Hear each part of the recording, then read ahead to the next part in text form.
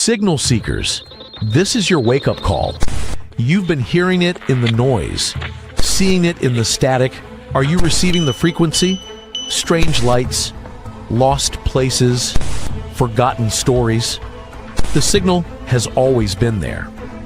If you can hear this transmission, you're already part of the signal. Welcome to Backwoods Signal, broadcasting from the edge of reality. Signal seekers, welcome back to Backwoods Signal. Tonight, my guest really doesn't need a lot of intro. You guys know him very well. We all know him and love him. Doug Hychek is the creator and executive producer of the History Channel's MonsterQuest. Now, I gotta tell you, for a long time, MonsterQuest was one of my personal favorites because it put me in touch with how I started seeing the world that I started investigating and researching. I'm sure you guys kind of feel that way too at this point. For decades, his work in wildlife filmmaking, documentary production, Bigfoot research, wow, a lot of stuff. Always walking the line between skepticism and curiosity has inspired all of us. Doug, welcome to Backwoods Signal.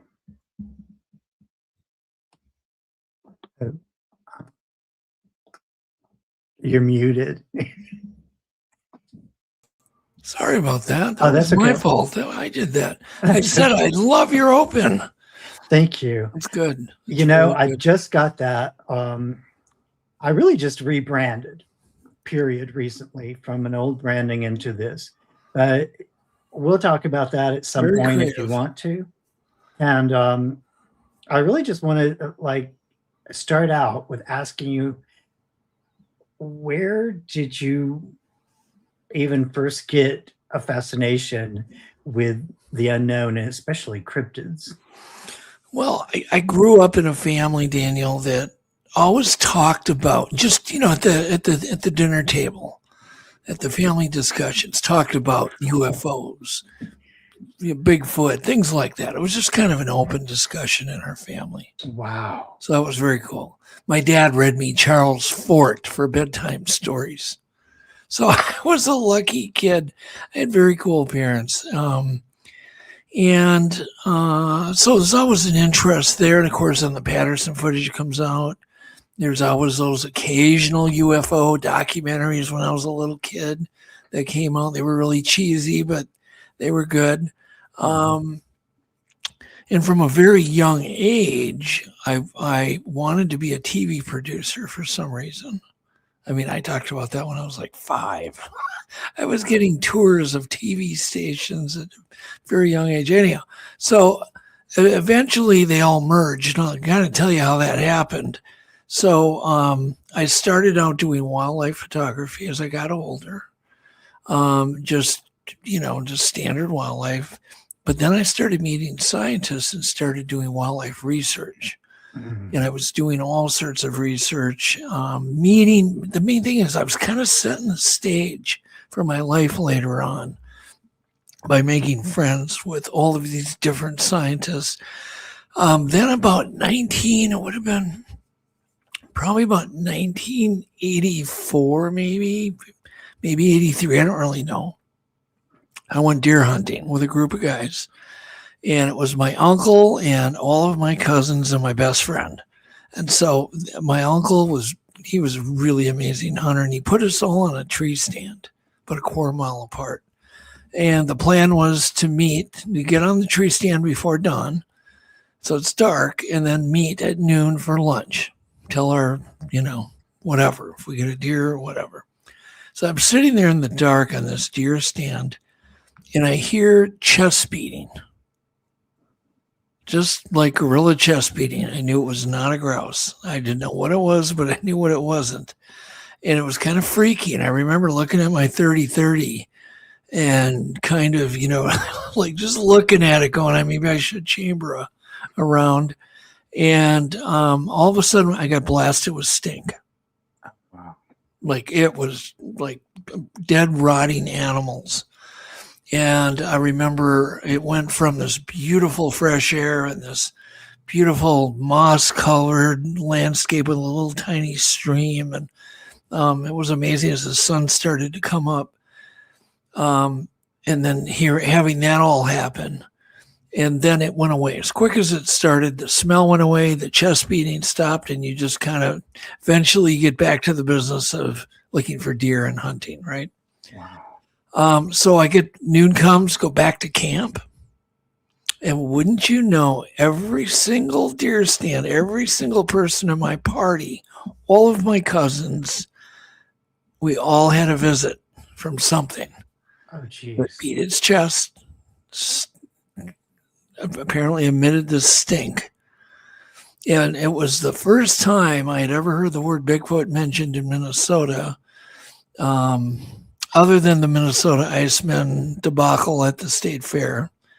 But my cousin, I think it was cousin Mark, he goes, "That was a Bigfoot." I'm like, okay.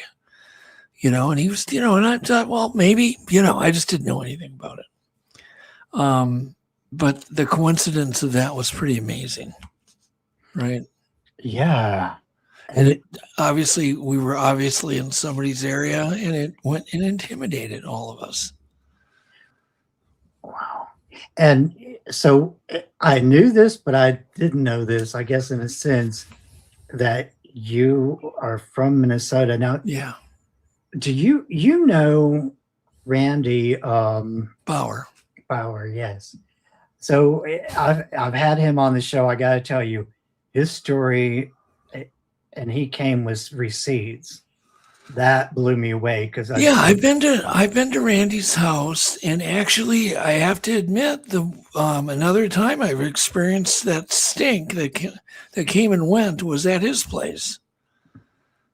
Right. I don't know if he maybe mentioned the story. I was just experimenting just for fun.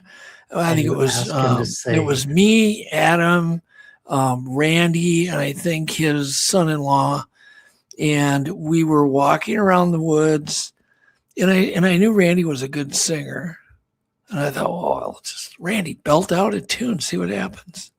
So he does, and everything's great. We don't hear anything, but then he stops, and we get sprayed, or whatever you want to call it, with this putrescine stink, and it was intense. And then it went away, and we walked another, whatever, down the trail and found another spot. I said, "Randy, do it again." It happened again, and we did it like 3 or 4 times. So you make of it, it's not very scientific, but make of it what you will. It seemed to like his singing.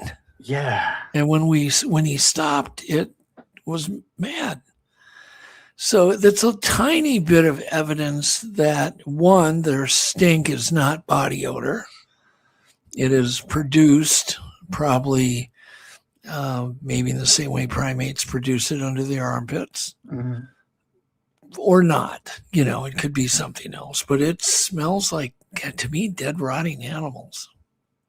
Or it's bad. Right. It's not something, you almost gag on it. It's so bad. Yeah, I liken it to a sickening sweet, but decaying meat smell. Yeah, decaying meat. Yeah, definitely decaying. But so I had that experience, right? Yeah, deer hunting, and then grow up, and you become, I had a family and this and that, and you start forgetting about all that kind of stuff. And I continued wildlife photography, a little bit of wildlife research. And then I think I landed a TV show I was producing called North Country. And on part of that show, we went up to Selwyn Lake to film up there, which is in Northwest Territories. And if you look at a map, I guess you'd probably be, if you could find Radium City, which is abandoned, and you find Radium City, and then you go northeast from there, maybe another 200 miles, 300 miles, and you'll see a big lake called Selwyn Lake. Mhm. And we were there on a trip just to catch big lake trout. That was our mission. So we're there, and long story short, we have to take a pee break, go to shore. What do you think's in the sand?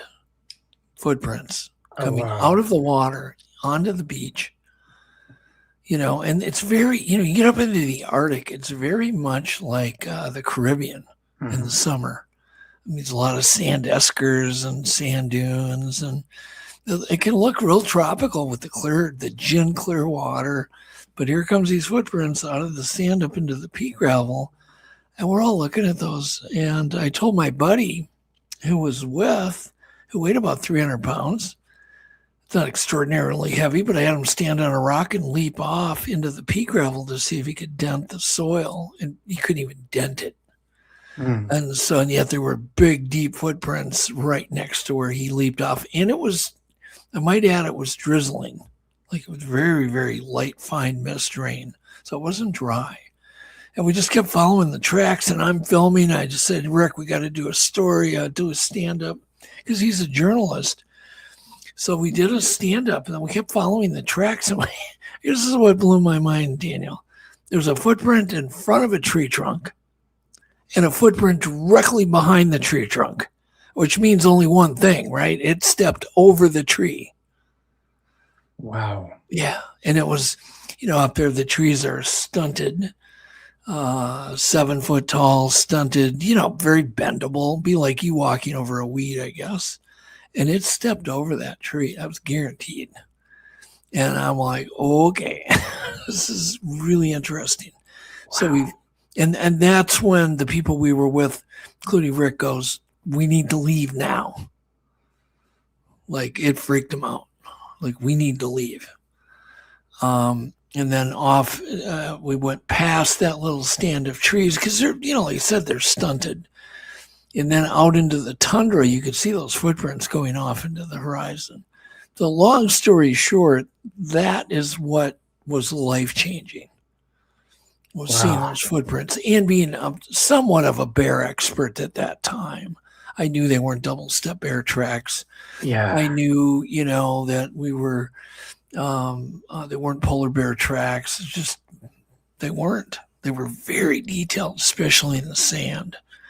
I mean, you could see, if you know what the Dennis Hereford tracks look like, they were very much that detailed.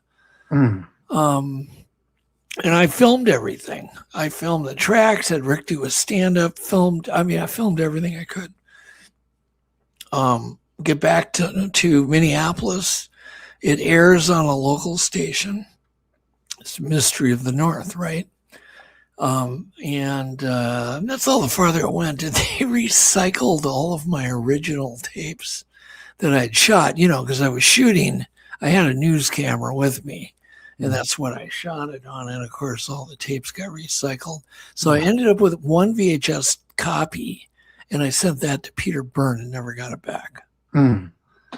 So that was it. But that was life-changing. I remember trying to get a hold of somebody, whoever would listen, and I talked to some trackers. I remember getting a hold of Matt Moneymaker. Oh, yeah. This is way back. Matt's like a damn near teenager at that time. Got a hold of Matt. I'm teasing. But we were both pretty young.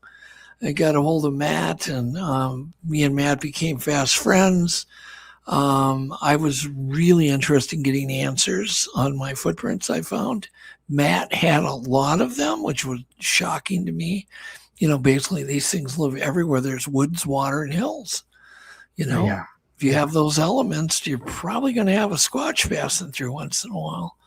And so I'm like, well, we got to get this information out. Nobody knows about any of this, and then so that's where Legend Meets Science was born. And that was my first documentary. And then, of course, the book followed, the follow-up book that Jeff wrote, Jeff Meldrum wrote the companion book for Legend Meets Science. And basically my Bigfoot TV career at that point was launched. and then followed up with Mysterious Encounters series, the first Right. Bigfoot TV series on the air, especially using technology. And we traveled with a big camper. If you want to see it, somebody has posted pirated episodes on YouTube. It's called Oh, wow. Mysterious Encounters, with Autumn Williams was the host. But we had a lot of really amazing technology in every show. And that show ran its course for a year. It was the biggest show on their network, on the Outdoor Life Network. Mhm. And they canceled it because they wanted to do just rodeos. Yeah.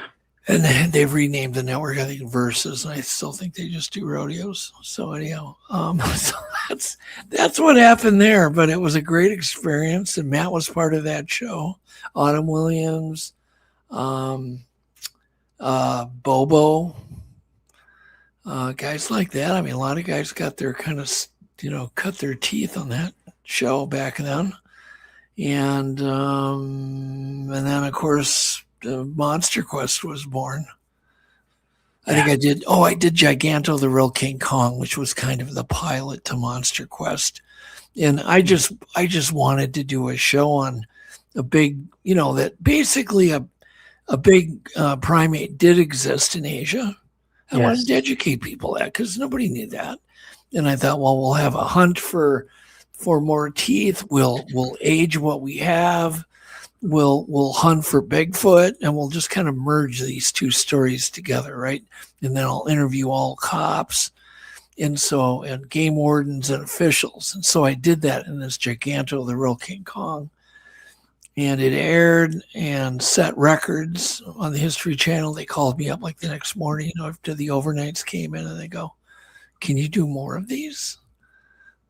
And I'm like, "Yeah, of course I can." Right. That's one of the things that I know for me,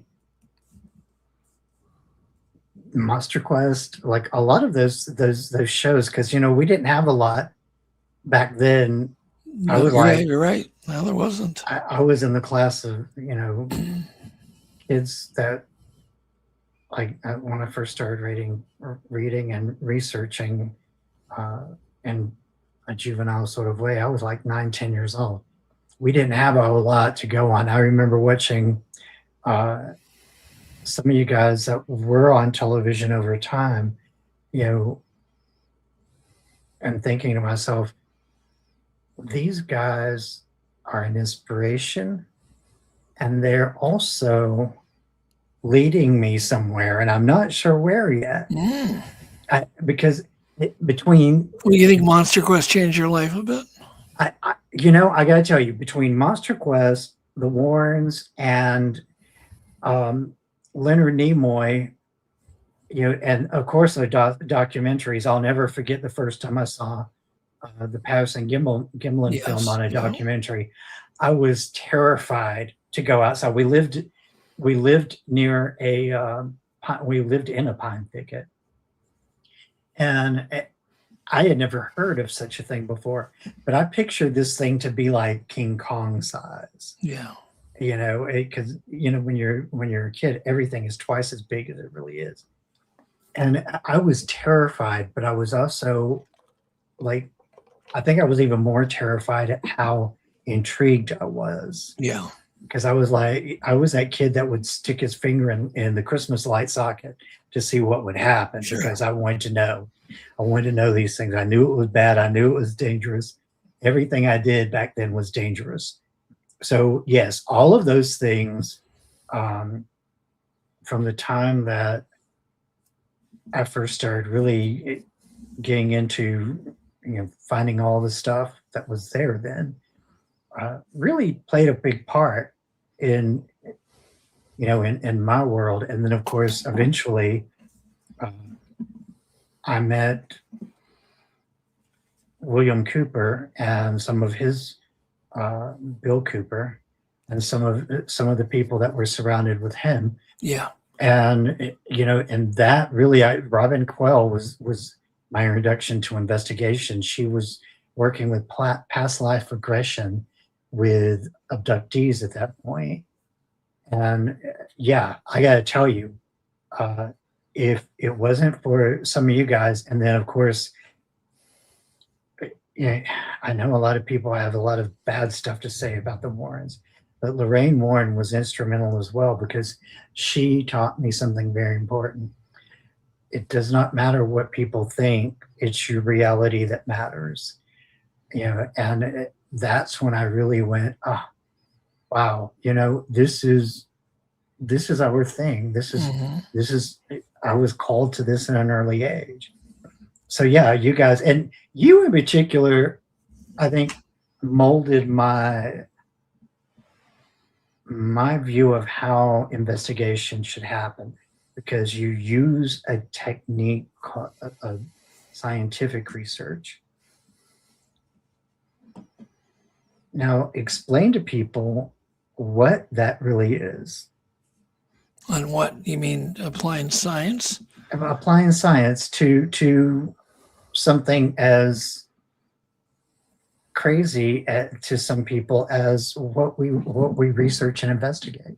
Well, first off, like legitimate science was not, like true science. Right. A sample would go to a lab, not a fake lab, a real lab, and they would give a result.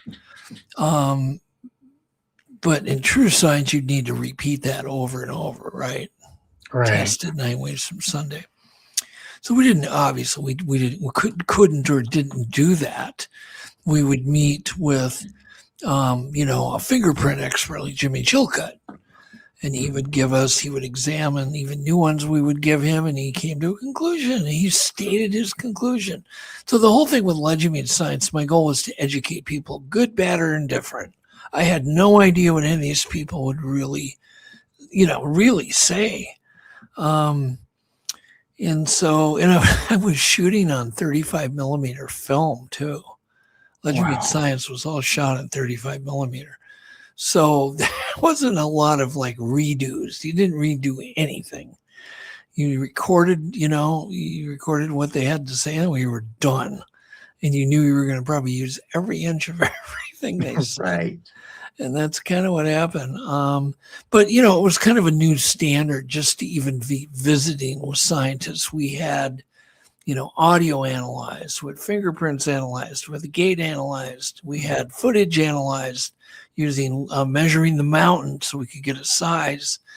The whole idea was just to get people excited about, this mystery is not going away. And yes, there can be forensics that can be applied. To me, it was a starter to get the world going. Did it do it? I have no idea, but I do know that, it certainly raised the bar. And legitimate science, I'm working on legitimate science 2 now, which has been so many delays I can't even comprehend. But legitimate science 2 is now going to be about 20 episodes, 20 hours. Oh. So everybody's going to get their money's worth. So we're just going to go deep on each topic. And I've got a lot of new topics to cover in legitimate science too.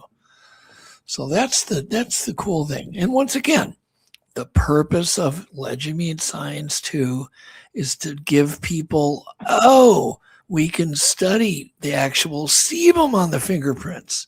Mm-hmm. We can actually do this. This is how we can do this. This is, it's okay to hypnotize Bigfoot witnesses. Yeah.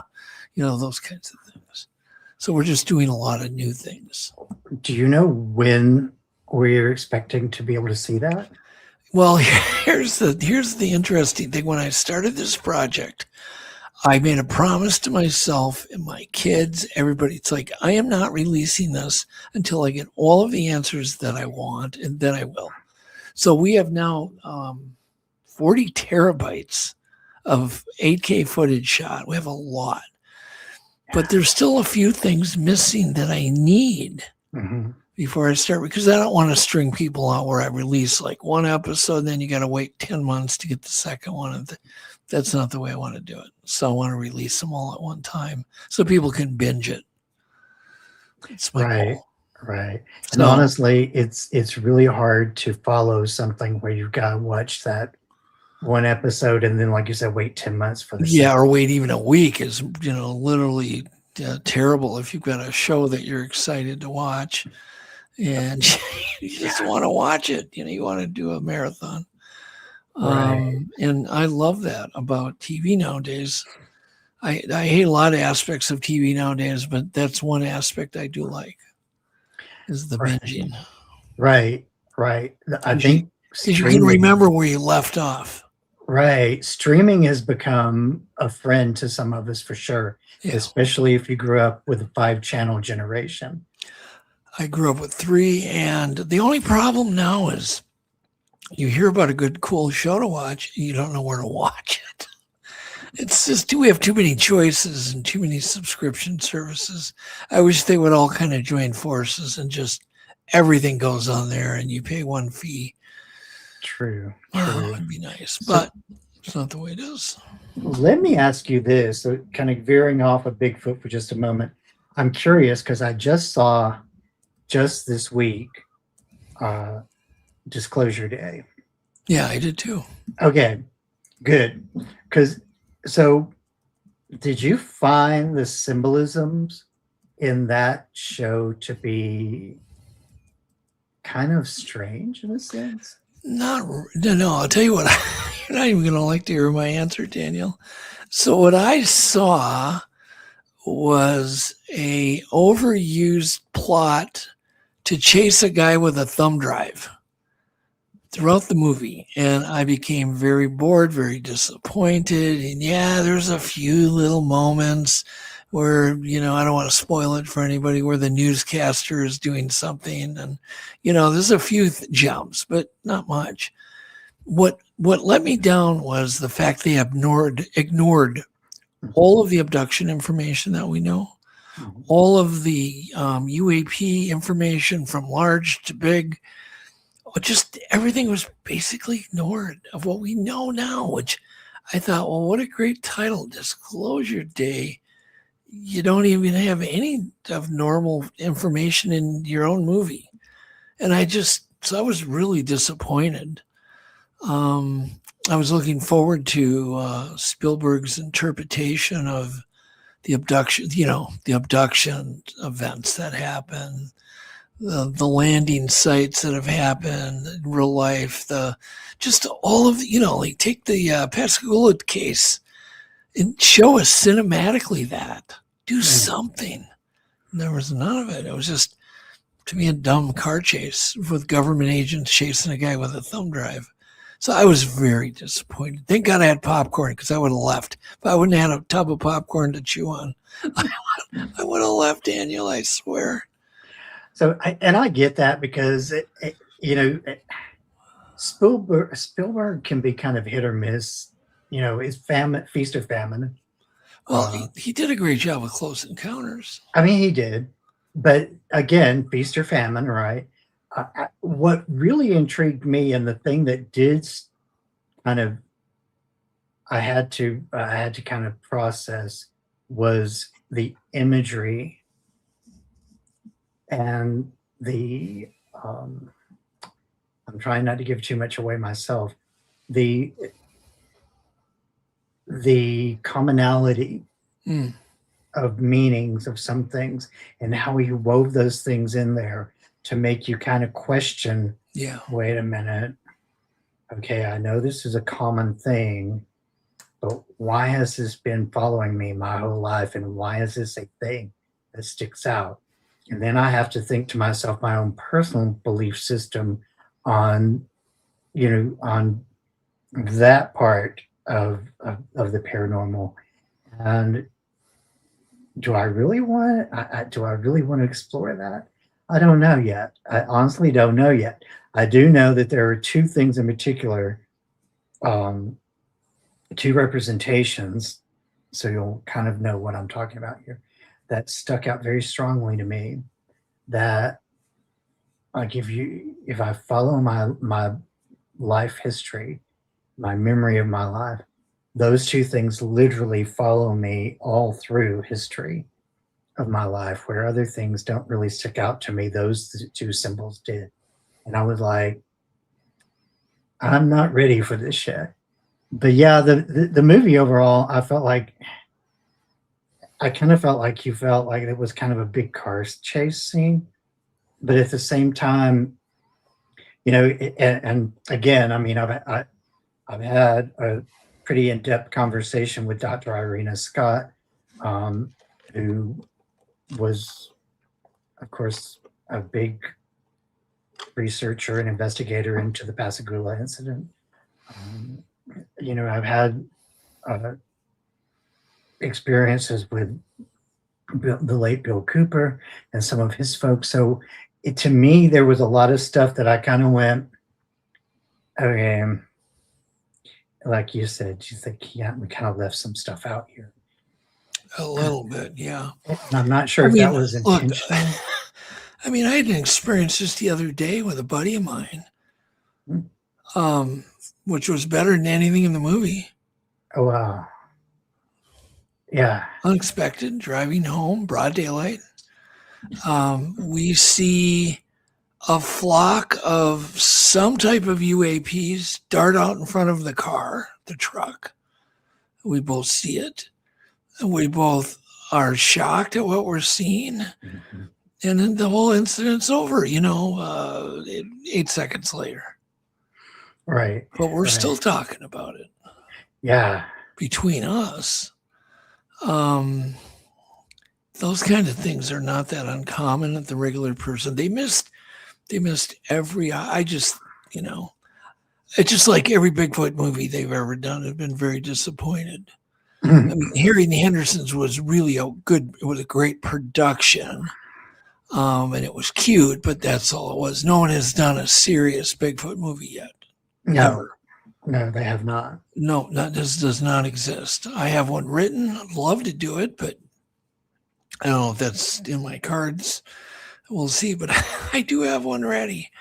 There needs to be something taken serious with these topics.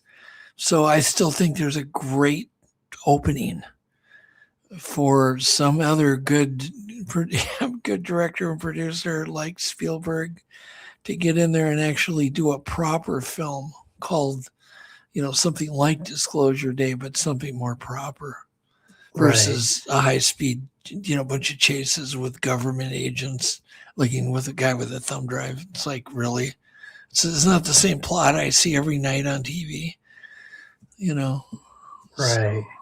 And see that, and I kind of bring that up to I want to go into an area with you that I think needs more discussion, diverse discussion now, which is the idea that all these things are connected together.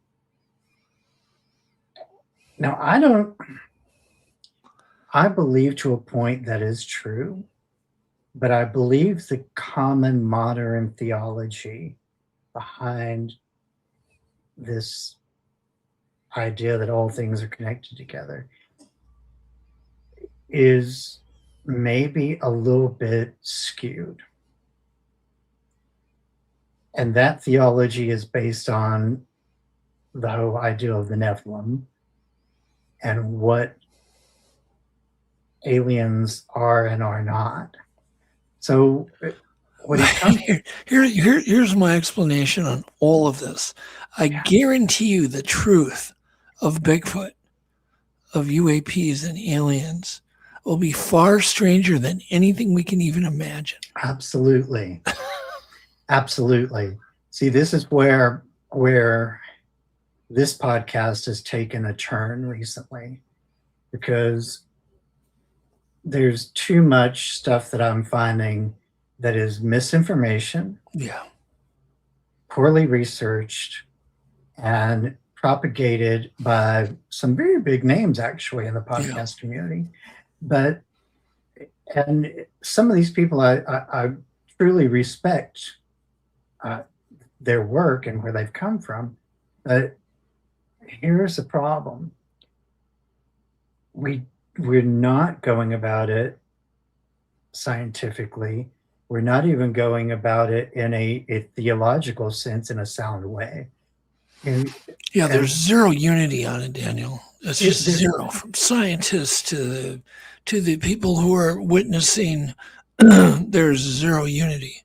It's insane. Yeah, there really is. So what I've done here in Tennessee is I've kind of peeled back to start looking at where some of these connections have what the truth behind them is. For instance, Oak Ridge, which is a highly misunderstood and area, and a lot of misinformation out there about it. Very few people have ever heard the name John Hendricks. They don't even know who he was, and yet I have no idea who he was. John Hendricks was the prophet of Oak Ridge, literally. He died in 1915. He, through a series of strange events, believed that he was given a prophecy of the building of Oak Ridge. Now, the interesting part of it is in 1915, he had passed. Before his passing, he talked about large buildings being built, factories being built, basically, and that they would build the instrument that would end the greatest war known to mankind. And of course, we know that the very area that his homestead was at was literally the area that became the government compound, basically. I think right where his farm was is where K-25 was, the building, the huge, at that time it was the largest building like it. It was over a mile long, U-shape, and that's where a lot of the stuff happened that led to the creation of the atomic bomb. So he prophesied all of this, and it became part of folklore. You can actually go to where his grave is now and the place where he had this revelation. I drove past. Yeah, I drove past it this past week. Honestly, in the direction I went, I could not find a parking space because it's literally in the middle of a community. There's apartments and houses all over the place. So I'm not sure that there's even a place you can park to go visit this. Yeah, unfortunately, I got to have a phone conversation with the guy that dropped that bomb from the Enola Gay. And it was through Larry Hennig I met him and ended up talking to the guy. It's just so weird. Talking to somebody that basically is responsible for killing millions of people. Strange. Yeah. Very strange. I can't even imagine the impact. And, again, I work in Oak Ridge. I work in that whole area about 5 to 6 months out of the year sometimes. So when I go to Oak Ridge, and what's so funny is right down the street, literally just a block or two from where I work at when I go there, is the Y-25 park where the building used to be. They've created a park there. There's the Atomic Energy Museum there in that area. All this stuff is right down the street from where I work at. I didn't even know it until I went that direction this past week. So many people have told me, do not research anything about Oak Ridge. You do not want to know what's going on there. The same school of thought, interestingly enough, is also the ones that want to believe that they're opening up portals and all kinds of stuff there. But the internet images that they're using and all of the stuff that they're using that they say verifies this. We've been around a long time, Doug. Well, I know I have. We've been around a long time. Like, I can tell whenever somebody's wearing a mask and when they're showing their real face. Okay, especially the old masks that we use, and the images and so forth they're using are clearly, if you look at them and you study them, they're fabricated. And what mass are you talking about, Daniel? Like when people put on those god awful latex masks that they put on that Yeah. actually look like people, I can tell that that's a mask, even though it is very authentic looking. But the thing is when people are using unsubstantiated, uninvestigated, unresearched information and they're passing it off as fact and nobody's questioning it, that scares me a little bit. Because, we grew up in an era where you asked questions if you wanted to know the answers. And you didn't learn anything if you didn't ask questions, because they didn't teach, a lot of stuff in school that we were all curious about. I even remember having to ask my dad one day, when you put the key in the car, how do you know it's going to turn on? What causes it to turn on? And he was like, he started explaining it to me. I was like, oh, so you got to ask the questions to get the answers. And we grew up in that period where you could ask the questions, but now you ask the questions and you don't have people that really know what the answer is like we used to have. If somebody back in the day, they would say, I don't know, if they didn't know. I remember a few times. Well, you would think society would be getting smarter and smarter and smarter with all the access to info. And I can tell you right now, it is getting dumber, dumber, dumber, and dumber.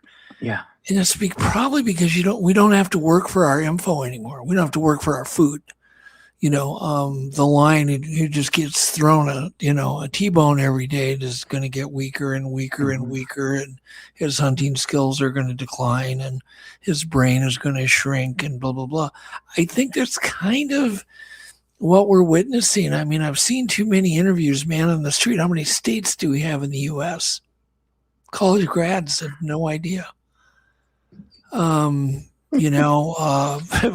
What country is Hawaii in? Sweden.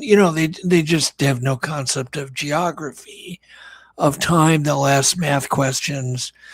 How many minutes is in a quarter hour? They get answers from 3 hours, 40 minutes. It's like, I know it's scary. And these are college grads right around a campus, I don't know what's going on with society. So is AI going to make us smarter, dumber? Right. It's going to make me smarter, right? Because I know, and I still work to learn. I grew up with Encyclopedia Britannicas. That was our only source of info. And you got curious of something, you headed for those encyclopedias. You tediously looked it up. But, so I think some people in society are going to get smarter, smarter, smarter. And the rest, a good majority, is going to get dumber and dumber and dumber. That's sad. Very true. Very true. So let me ask you this, because one of the people that I'm very interested in right now, I'm almost obsessed with knowing about, is Dr. Ketchum. Now, this is a person who has gone out on a limb, so to say, and really, I mean, she's so busy right now. She's got people answering her messages for her because she's doing more research right now. This is a person who is trying to do something with research and the DNA in particular, which I find very interesting. Now, I realize that that the findings so far is also fueling some very interesting debates. But what do you think? Do you think that DNA is the key, or something else is missing? I think it's going to be more than just DNA. I think it's going to be the chemical compound of their skin sebum. Every primate, including us, has a different chemical signature in their skin oil. One of the very coolest things, these things love to touch windows, cars, glossy glossy items, because in the forest they don't have those. To them, anything glossy, shiny it's liquid. Right. So they look at a car window and they go, "Ooh, that's liquid," and they, it's like it's solid. And I think a lot of the touching is just out of just extreme curiosity, but they do it a lot, and we get like fingerprints and footprints, or not footprints, handprints all the time. We've even got full face prints and things like that. But the skin oil, the surface skin lipids are going to have different levels of cholesterol. As like gorillas don't have cholesterol in their skin sebum. We do. Humans do, as one example. But they've already tested all of the primates. They all have a very different signature, including man, right? So it'd be really cool to get the chemical signature from these multiple fingerprints, because they can be, new ones can be collected quite easy. And therefore science can actually, real science can be done on the sebum.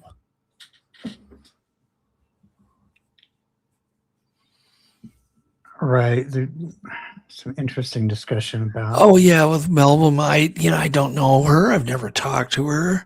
It was always kind of like either she was poison in somebody's camp or she was a god, And so I'm just like, I'm not going near it, anything like that. Honestly, the best thing I can tell you guys is remember that humanity loves to gossip. Yes. And we love to tell tall tales. So do your own research and ignore what people are saying, because I can tell you now, you can ask 20 people what their thought of me is, and I'm not even that big of a character in the stage, okay? I'm basically a shadow on the stage at this point. But there's going to be at least 5 of those that are going to tell you that I am a fraud and a hypocrite. Guarantee you, just because that's how we work in this society now. So, I'm sure you have the same thing, Doug, where people probably look at you and make all kinds of crazy accusations. I have no idea. I don't pay any attention. Right. See, that's the thing. Because it's so. I learned it a long time ago. Don't read any comments. Don't read the comments. Don't read the critiques and the newspapers. Don't read it. Yeah, but look, DNA is going to be a big help. But back to the fingerprints, it's going to be a 3D thing. You have the latent. You have these latent details, the actual, whoops and whirls and very unique signature. Then you have the skin lipids and their chemical signature, and there should be sloughed off skin cells in there for DNA. So if somebody could provide 3 unfakeable pieces of evidence, that's how you prove the species. All 3. You don't rely on one. You've got there it is. There's this huge thumb. All right. Now let's test the skin oil. Oh my God. Yeah, it's not like any other primate. Okay, now let's look for some sloughed off skin cells. Oh, we do DNA on that, and it comes back near human, but blah, blah, blah. So that's how it gets proven. Right. That's my focus right now. It's the 3-dimensional proof. So is it real? Are we looking for proof anymore? Or are we looking to answer the questions? Because we're looking for proof for the skeptics. I don't need proof for me. Right. But the skeptics need to eat some tar. Okay, they just do, because they've been so mean and so abusive to witnesses that they need to eat some crow. This is true. Yeah, they have been kind of relentlessly painful in a way. Yeah, relentless. But on the same token, I don't blame them. I'm just saying there needs to be something, more concrete, at least enough to wipe the smile off their face. Right. You know what I mean? Maybe they still don't believe it, but at least it might be, 5 labs got this, 5 labs got that, 5 labs got that, okay. And maybe they'll at least stop laughing. Right. Yeah, they can still be skeptical until a body, but I don't even think a body would do it. They'd be like, well, that's just a freak. It's just a dude who had some inbreeding or whatever, and they'll have to do 2 bodies. Nope, not enough. I think they'd have to have 4 or 5. I just don't think the skeptics aren't going to buy into a body. It's not going to happen. Right. And of course, it doesn't help that there's already been how many hoaxsters that keep, bringing up a Bigfoot body a rubber Well, Bigfoot body every year or so. and we're literally right back there again recently. Yeah, I know. It's like You know, really. But so for those of us though that have finally moved past the question of it is there, now we are at the point of wanting to know the tougher questions. What are they? Yeah. How are they? Yeah. What are they? You know, I'm no why? closer to that. I have 0 answers. What do they think? What is their purpose? I mean, all these questions on a daily basis. I seem to come up with a whole new question every day. Daniel, you could call me tomorrow and go, you know what? They found out what Bigfoots are. They're made of metal. They have mercury for their eyeballs, and their hair is the hair tips glow green only when they're in outer space. And I'd go, oh, okay. I mean, that's all open-minded. I'm just like, whatever. Nothing would surprise me at this point. Or they could just be flesh and blood. That wouldn't surprise me. I just try to just steer clear of any kind of conclusions, just collect the data. I do know they leave physical evidence behind. I've smelt it. I've picked it up with tweezers. I know they do. And I'm really happy they do. But do I know what they are? Does anybody? Hell no. Anybody who acts like they do, they're full of unverified crap. Right. Because I got to tell you right now, I have a lot of hypotheses. Yeah. That's a good thing to have. But at the same time, and theories, I've got a lot of theories going on. They're good. Based on the information that I have. But I think we have to remember that if you develop these ideas, these theories, these hypotheses, you want to make sure that you have the space to change your opinion based on the evidence. And therein is where we have to maintain integrity. I feel the most is bending when we have to bend, and not be so rigid with our well, I absolutely believe this. Like the Patty film. I mean, how many times have we debated whether the Patterson film was accurate or not, whether it was true? And how many different times have we been faced with evidence that did make us go, well, let me look into this a little further. Because even those of us, I mean, like, I've been watching the Patty film a lot over the years. And there have been times when I've gone back and forth. Well, I don't know. Some of the ideas that have come up about the film, some very controversial ideas, again, from people I highly respect, have made me go, well, do I believe that part of it or not? And so we're constantly researching some parts of it. But all I can say, anybody that wants to say it's fake, duplicate it. Duplicate it to the point that the true, like with modern materials, even I'd still right. I don't care. Nobody can. You can't. Okay, I always tell people this analogy. You watch a Nat Geo movie or a doc, you see a tiger, that's not a guy in a suit. It's a tiger. I don't care how many guys you put in the greatest tiger suit ever made. It's still going to look like a guy in a tiger suit. And our brain analyzes trillions of bits of information instantly when we see footage of anything, squirrel, where we meet somebody, our brain. And so it's, and so when you watch the Patterson, your brain goes either real creature or fake or a guy in a costume. Mm-hmm. But I do say, then you probably are going to have a hard time telling a guy in a tiger suit too. It's probably going to be really hard for you to see CG animation of Leonardo DiCaprio wrestling a grizzly bear as he's being mauled with a CG, and you're probably not going to be able to tell that one either is real or not real. Right. Some people can't, and they are. I meet them all the time. They just cannot tell fake from other people instantly. I've always been the instant kid, like bam. I don't need more than a few seconds. And I remember seeing Patty on the cover, even the photo. I'm like, you just kind of. I never questioned it. Like I could see it was a real animal just based on how different it was from the costumes I was seeing when I was a kid of Lost in Space. So the only evidence I'm going to buy into is make a costume. So easy. It's so easy. Just do it. I've studied that film for 40 years, and there's things I know nobody knows. I haven't even talked about it yet.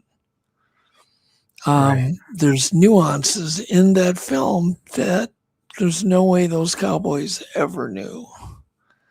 There's no way. There's leg movements, rotation of hips, legs that splay out and splay in and do this swimming motion, very much like a Peruvian horse. And then, of course, Peruvian horses are smooth too. And so people, talk about Bigfoots. Anyhow, I've spent 40 years studying the film a lot. And I know people like Bill Munns have, and certainly other people have, but I don't think anybody's done it like I have. I need to get him on at some point. Yeah. Because he's amazing. Are you familiar with the work of M.K. Davis? Yeah, of course. So I like everybody left that doesn't know who he is. I'm going to have the opportunity to see him face to face again. Oh, okay. Really soon, in about 2 weeks, and I'm excited. Like when he showed me the braid, that's when I went, okay, that is, and I went back, Doug, and I looked at it a few times, and I'm telling you, when he pointed that out, it was something that clicked in me that went, when she turned her head in the first time I saw the video, and she turned her head back toward the camera, I got a wow moment. And in my brain, I couldn't figure out why that would be. I mean, I was like a kid. I was probably 6, 7 years old. Well, I don't know anything about the braid. I've never seen a braid in 40 years of studying it, so I just don't know anything about it. You honestly, I've studied it. Let me tell you this, Daniel. I have studied it with equipment far beyond M.K. Davis. Wow. And there's no braid. You haven't seen the braid? There's no braid. He showed me something that looked like he said looked like the keyword look like, keyword. Yeah. I don't, I believe what I see and what I look at and the things I do and the software I use and just all of the different ways I've used over the years. And I can say there's no braid with 100% certainty. Interesting. Yeah, there's no braid. There's artifacts in film and there are things in dust and there are things, but there's no braid. There are things. There's so many things. But you know what? I'm still always open to being wrong. You know, I'm not perfect by any means. You know, and people talk about this new controversy. It's the rehearsal, and I'm like, oh, really? Well, how many films have you produced? Because when I do films, I'm always doing B-roll reenactments. I've never done a rehearsal. I do reenactments. That was a reenactment. They already had seen it was a reenactment to be four-walled with the rest of the film, and I'm sure it was a very poor reenactment that probably made Bob and Roger both look silly, and I'm sure they objected to it. And I don't think it was done. It wasn't done with their approval or with their help or anything. And I have a feeling I know that's all it is. It's a reenactment. And so to call it a rehearsal, it's just completely reframed out of context. But once Right. again, if I'm wrong for some reason, then I'm happy to concede, but there's not much chance I'm wrong. I'm the one that offered Bob $1 million to just simply work with me and tell us how how the hoax was pulled off. And he's like, Doug, I'd love to take your money, but let me just tell you again what happened. Didn't even pause. There's no way, if you're a liar and you were involved in a hoax, that you're going to not pause when I offer you $1 million in cash. Mm-hmm. There's going to be a pause there. There wasn't any with Bob. There was no thinking, no pause. He didn't anything. He just said, Doug, I'd love to take your money, but let me just tell you about what happened again. Right. And see, now, Doug, that is a key important point that you just brought up, because all the rumors about him being a con man and having great debt, if all these things were true, if he was in as much financial need. Are you talking about Roger or Bob now? This was an offer I made to Bob Gimlin. Roger had long been dead. Okay. So that may be a different story then. But there's no way they're going to pull a spontaneous creature and a dude in a suit with a guy sitting on a horse with a rifle, and that guy's going to get away. I mean, this thing climbed a hill that horses couldn't climb. They couldn't follow the creature. Right. And if that would have been a dude, Bob would have gone on him real quick. I would have been roped up if he wouldn't have known about it. And he would have never have talked to Roger ever again if he would have tried to hoax Bob. Yeah, because it didn't happen. Bob was not really like, he just kind of went because Roger was friends with him, right? They didn't. Well, they were friends, but the whole thing is Bob was an amazing tracker. He was good with horses. He just kind of was. Bob was Bob, man. He was a hardworking dude. He wasn't the guy that would complain. Mm-hmm. They would ride long and hard every day. Even in the rain, they get a rainstorm. Bob's like, in the middle of the night,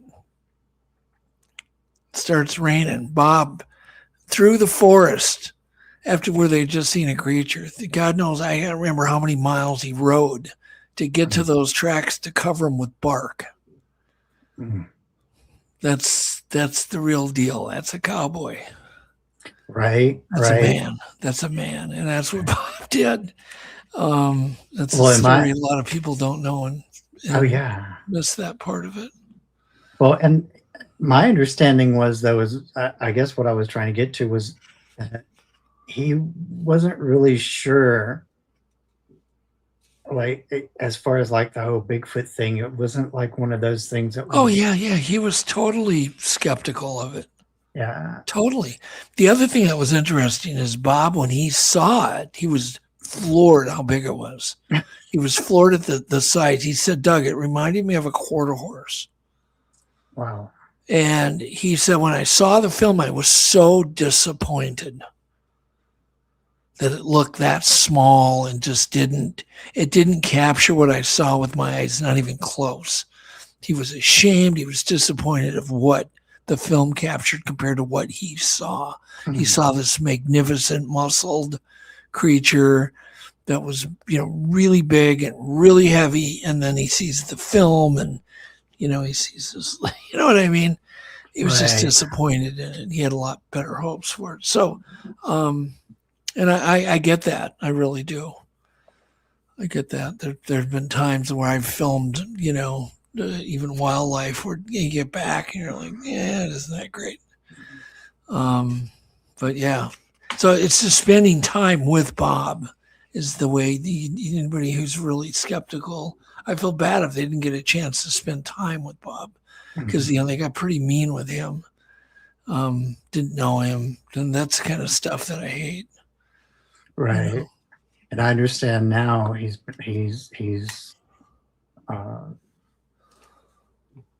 been diagnosed with dementia and is pretty far into that journey at this point. Yeah. Yeah, I'm glad I got to know him and ask him and do all the interview stuff back when he was much younger. Right. That's one thing I want to encourage. If any newer investigators, podcasters, researchers, whatever your game is, if you're newer and younger, start with the people that you aren't even sure that will talk to you. And I'll tell you why. Because every day is an opportunity either gained or missed. And the one thing that I've learned along the way is we miss a lot of, like, I had a lot of opportunities to reach out to Lorraine Warren over the years. I never did. Yeah. I have gotten to know her grandson. That's a blessing. But to deny yourself the opportunity to at least reach out to these guys and get to know them while they're still living, breathing, functioning people is it's a gift to yourself and to them a lot of times, because you got to remember the folks we're talking about are real human beings. And so having positive acknowledgement, having somebody reach out to them and appreciate them is important to them as well. So there is that. My vlog, Sunny11, said, Yes. what was I saying about the bark? That Bob had got up in the middle of the night during a rainstorm to go preserve the tracks using the only thing he could find was bark, peeling bark off and covering the tracks with bark because he knew the rain would destroy them. So that's, I don't know every detail of that. I mean, I've heard this story direct from Bob, but I'm not all that great with little details like that, secondhand stories. But it's a pretty amazing guy. But once again, if somebody can actually duplicate the suit or produce the suit, I'm always willing to be wrong.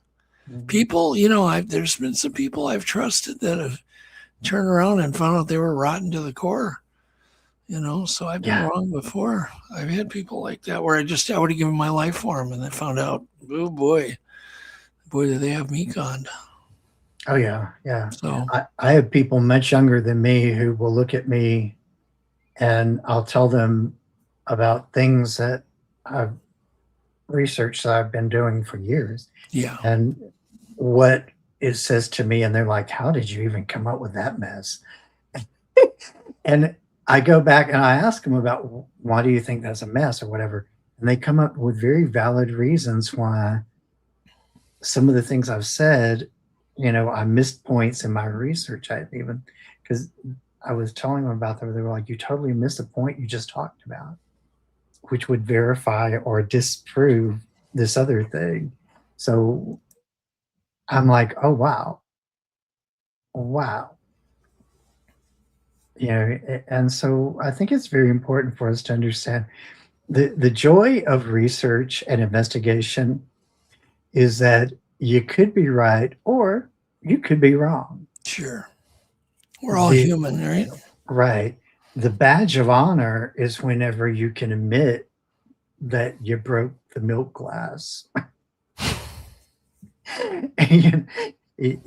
And a lot of people want to argue about it, but honestly, I've learned more from my mistakes than I have from 1,000 times of being right about something. Yeah, exactly. I'm wrong all day. Most days, the whole day, I do nothing but do things wrong. Right. But anyhow, this whole mystery isn't going to go away. It's because it's fueled every day.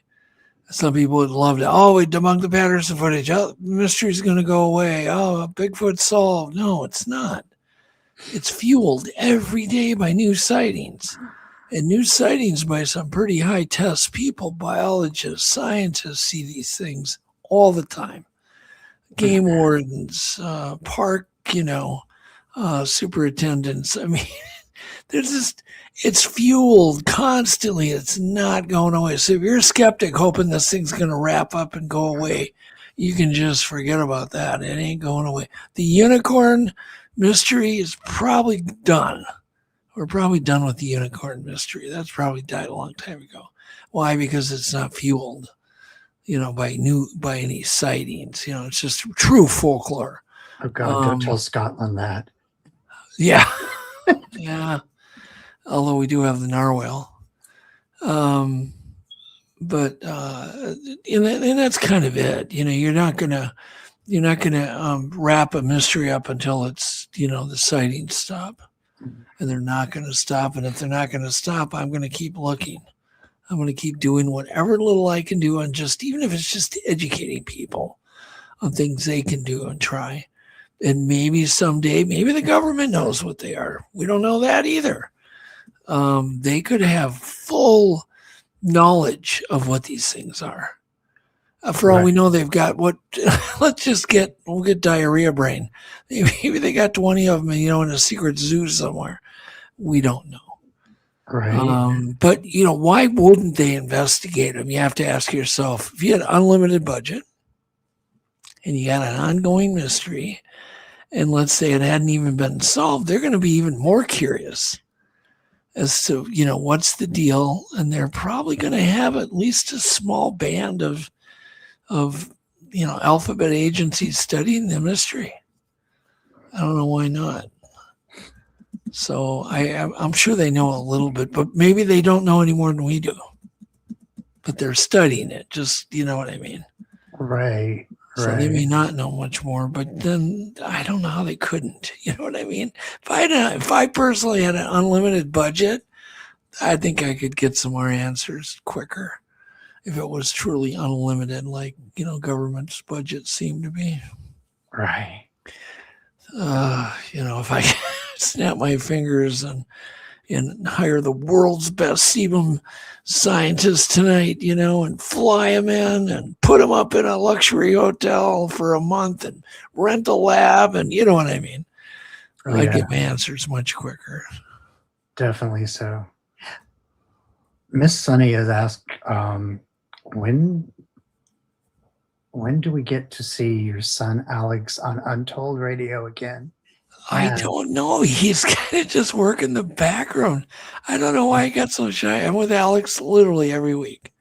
But he runs the background. But I feel like, Alex, people want to see you back on the air again. Yeah. He just kind of turns red. He's just, I don't know. He's shy. You know what happened? I think I know what happened. We don't want to tell Alex this. Somebody recognized him at McDonald's. Oh, no. And it freaked him out. He got really freaked out. Just freaked him out. Right. And he just doesn't want to be that guy, or like he likes he likes to be anonymous a bit, apparently. I don't know. I think it did freak him out. Is he helping you with your research? Oh God, yes. Yeah. Alex is, like I said, we talk many times each week. So absolutely. He helps, he doesn't do research, but he helps me facilitate if something's needed. You know what I mean? He's a facilitator. He enjoys doing that and does a really good job. Right. It's always good to have some people behind you doing stuff like that, because I don't know about you, but I only got two hands and one brain, and they're usually doing an investigation or research. So sometimes the other stuff is kind of hard for us to. Yeah, and he runs the book division, Hanger One Publishing. He does that and takes care of all the podcasters at the Untold Radio Network and that kind of thing. So yeah, he's plenty busy. That's for dang sure. All right. So let me ask you. There's a couple of questions I got, just kind of because I think it would be fun to hear your opinion on. What's the most overrated cryptid? Overrated cryptid, chupacabras, because it went from something really cool and fun and like some little alien in a tree with rippling spines on the back of its head and kind of a monkey looking thing, down to a coyote with mange. Everybody thought, oh, those are chupacabras. It's like, what? It Right. morphed into that. And I think the chupacabra is long dead. I think we Yeah. may have been visited by something that was alien-like, and people may have seen it, but it seems to have disappeared and now replaced with a coyote with mange. So that's at one point it was the Jennifer Lopez of cryptids, the Right. chupacabra, and the name is really cool. Right, it flows right off the tongue, but I think it's dead. It's overrated. Yeah, I agree with you on that one. What about the most underrated cryptid? The underrated one, probably. I do think it's Dogman. I think there's a lot of sightings, but very little knowledge, and very little public knowledge that there is such a thing being seen. If you're not in the know, you're not looking up, Dogman encounters on YouTube, and you're not listening to that, and you're just pretty much in the dark. But man, there's a lot of sightings that nobody knows about. Mm-hmm. And I've never had a sighting or any kind of run-in. I kind of want one. I kind of don't. But I do. I've done a lot of interviews with people that have seen it. So I'd say that's the most, underrated, is the Right. Dogman. And then second to that would be the winged humanoids in general. oh yeah.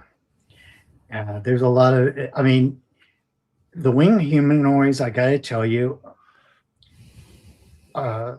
there's a lot of room there for misidentification because of some creatures that we know exist that, for people who haven't seen them before, the first time can kind of make you go, what did I just see? Your brain kicks in and goes, was that real?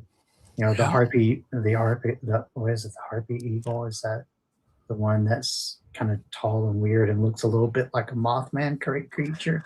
Yeah, obviously there's some apparently different types of these winged humanoid kind of creatures that are big and have wings, and some have big eyes that glow red, and some look like bats, and some look like this. So I admit it. Me and Yvette saw one driving down 35W in Minnesota. Quiet night, full moon, listening to the radio, and all of a sudden something, drops from the sky, just dropped like a spider on a web is the way we can describe it, and stopped abruptly. So it drops, stops, and then headed right for the windshield of my car. And it got right to the windshield, and, she ducked first, and then I ducked second because I thought it was coming right through the windshield. But when you see something illuminated in halogen headlights, fully illuminated, it's quite interesting. I can verify they're real. What they are, I have no idea. But it had kind of a shiny skin, like bat wings, shiny face, black eyes, pointed ears. It looked like a gargoyle kind of, and wings that were wider than the freeway. It's the only thing me and Yvette disagree on a little bit. She's like, well, it was just about the width of the freeway. And what I saw, the wings were wider than the freeway width. Wow. Yeah. I know Tom Franklin from the Eye of Jupiter had a guy on from, I think, Indiana. I want to say Indiana, who was talking about an encounter with a 10-foot owl. Sure. Now, that sounds like a traditional Mothman. Now, honestly, this guy did not come across as somebody who was easily spooked. And the more he talked about this, the more intense his anxiety got. And it's like 10-foot owl. Yeah, look, you see a 10-foot owl, that's going to raise your anxiety. right. Was he alone? Was he alone, Daniel? No, he wasn't. Good. But the person that was with him was so affected by it that he won't even talk about it. Yeah. And that's the thing. Was like, when you get full-grown men who are real men, I mean, we're talking about Midwesterners, Southern guys, some of these guys who grew up you know, we didn't grow up in environments where you fell off of a chair and you were in bed for 5 years because I know I'm Nice exaggerating. analogy there, Daniel. You know what I'm saying? We grew I up know in a what you're time where we were all drinking out of hose pipes, and yet some of these guys are. The taste of rubber, how I miss the taste of rubber hoses in the hot sun. Yes. Every once in a while, I'll go Do you out. remember and that visit first it. drink for the hot? You know, when Oh, it came God. out really hot, Oh and yeah. you kind of had to spit it out because it was so hot. Yeah, Oh yeah. Yeah. I remember we had spring water, so it was a little less disturbing, but there's something about the taste of that water even still now. Because I tried it the other day just out of curiosity. I was like, that was a bad move. But you know, when you're a kid, you don't think about taste as much. Maybe I don't know. Oh, hose water is nothing like it, man. We let it run a little bit. Right. It's got all those rubber particles in it. It's got Right. that neoprene taste. Right. That's probably why we had such tough skin, right? Yeah. But we're talking about these guys who don't spook easily. That some of them will tell you, I don't go in the woods anymore. I don't go hunting. And I'm like, wait a minute. So I know a lot of guys, it takes a lot to get them to stop hunting. Mm-hmm. You know, because hunting is a thing. Well, I'll say I won't do any of those things alone anymore. Right. I have to have, if I have somebody with me, I'm fine. I just don't want to be eaten alone. Right. I want someone to know I got eaten. Yeah. I don't like going, if it is not in an area that people don't normally go into, I don't like going out by myself alone for anything anymore.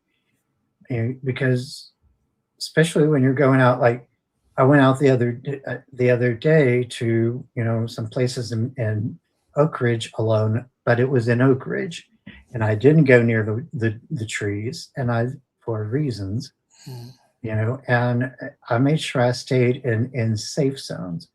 But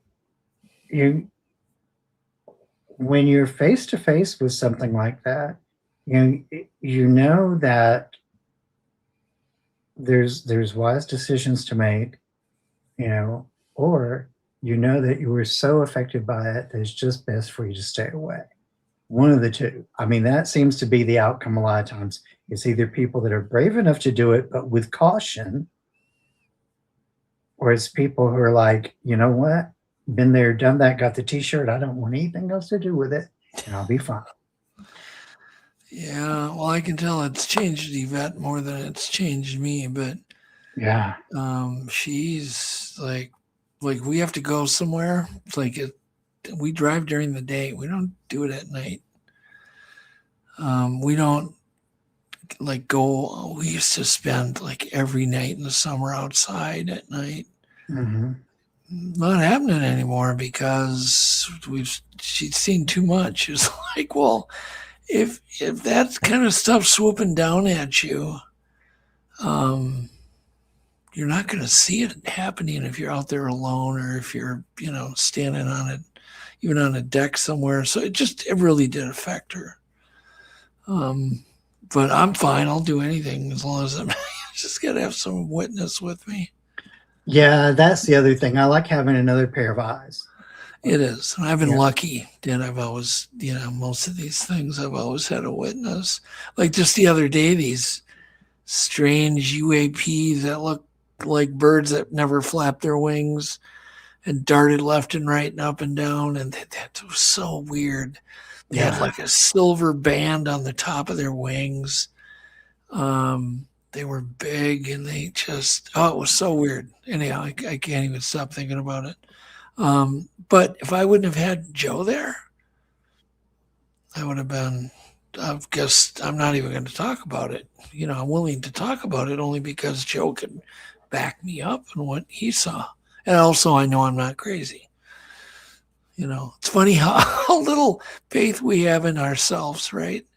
We don't have much faith in ourselves. We think that if we see something and it doesn't fit the norm and you're alone, you're just going to go, maybe I'm crazy.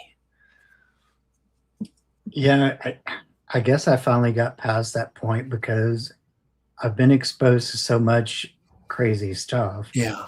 that, like, now I question the actions that I see people doing more than I do other things. Because I got to tell you, I was on an investigation in a place in Red Boiling Springs, Tennessee, this past week that I had equipment in my hands giving intelligent responses, and I would have never done that before. But I put it through all the tests. The guy that was staying there with me, a friend of mine, goes, "Look, there's nothing that's going to make this equipment act like that. Like, the microwave is too far away from you, the lights, there's nothing around you to affect this instrument right now. Whatever this is not something on the checklist." And and I normally I would have, like, a few years ago, I would have, like, dropped that thing like a hot potato. But I held on to it, and I was just like, I kept we kept getting intelligent responses for over an hour before we stopped. And they were strong intelligence responses, and I mean, not one time did I look at him and go, "Am I really seeing this?" Yeah. And so I think there comes a point with some of us where we get so used to the unusual that it's the usual stuff that becomes questionable. Yeah. So I'm not sure that maybe I've crossed that border of insane. I don't know, but Yeah, who knows? I think somebody said, or they asked my vlog, asked how many unexplained disappearances in forests, what percentage, or I think could be cryptid. They all could be cryptid related, or none of them could be. I don't have any idea. What I do know is that my son did spend quite a bit of time. He would go to places where people had disappeared, like in the boundary waters, disappeared with, and he would go and camp there to see what would happen. And he often would have Bigfoot activity. In the last place where a man went missing in the BWCA, all they found was his wallet. They camped there, and they were literally, rocks were rolling right up to the tent all night. And he recorded everything. And so the coincidence that there's that much kind of Bigfoot activity there and the guy goes missing, it's kind of hard to ignore. So yeah, there's certainly a chance. It's never zero, right? It's never zero. Black bears generally do not attack people. It's very rare. It's, more, you have a better chance probably of dying of a spider bite or something weird like that than you do of a black bear attack. I think there's probably 400 people that die of spider bites before one person dies of a black bear attack, right? Very small percent. But it doesn't say it never happens. It does. Right. You just don't want to be that one, that one guy out of 10 million that happens to give it up to a black bear that decides to eat you. And Bigfoots could be the same way. Never say never on anything. Because there could be something the person did that really made them angry. It could be his body odor that makes them angry. It could, who knows? We don't have any idea. Right. Yeah, there's just no way of knowing. But I know that he's done that test, and there has been cryptid activity in those areas where people have gone missing. So it's a possibility. Right. I do know of all of the big five from the Smoky Mountain National Park. There is only one case that I have officially said is mostly a closed case now. And that's the Trini Gibson case, because we have enough of evidence now to prove that Trini was most likely unalived. And we even know who the evidence points back to. That case is the only one of the top 5 of the Smoky Mountain National Park that I have kind of filed away as foul play, because quite frankly, 3 of them, there's not very much information on at all. And the Dennis Martin case, I've had a couple of people come forward that claim that they have information that closes the case, but they don't have receipts for it. Yeah, the Dennis Martin case is a weird one.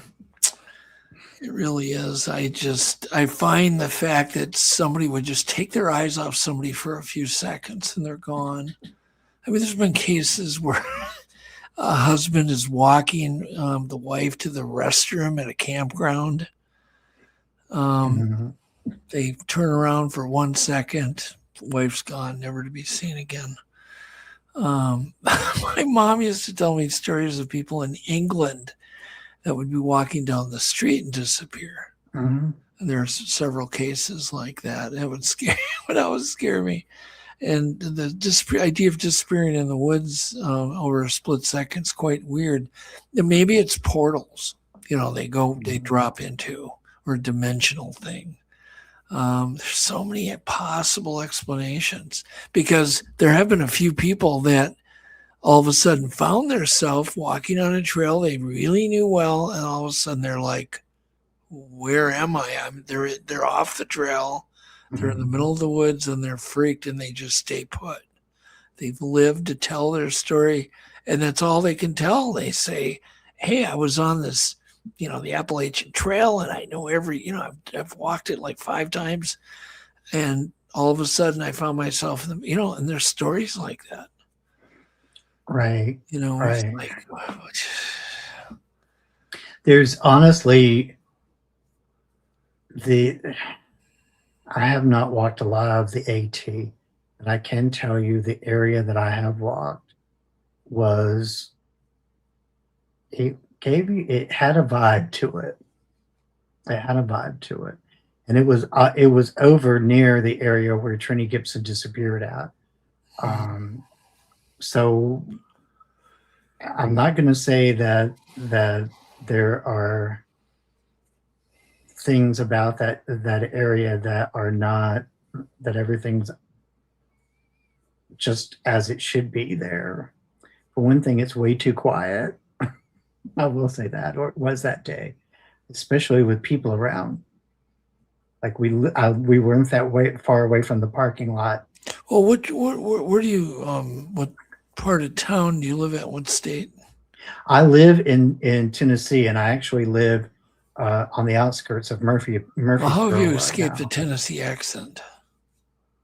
I've lived a lot of places over time, and I also took I do voice training a lot, like trying to keep my dialect. Your dialect's clean. I could not place where you're from. Yeah. It's a lot of masking. So, okay, everybody, this is what he really sounds like. Hey, y'all. It's like, hey, y'all, welcome to my show. Yeah. As he gets off, he talks to his wife that way. Yeah. It's a lot of masking.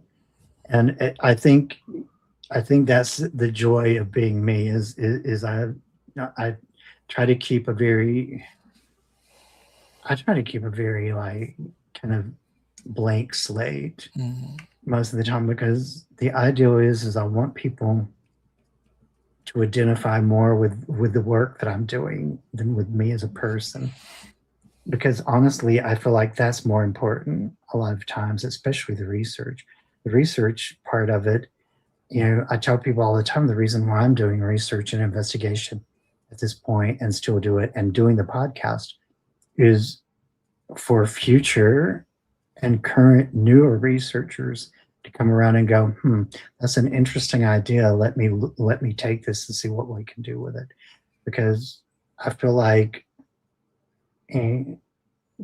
there's always a resource to go to. You've been a resource for me for years. The things you come up with, the thoughts and the ideas that you present for people to think about. And I try to kind of like do that too. And I think that's one of the reasons why I kind of leave a blank slate as to who exactly is Daniel Ian Cahoon?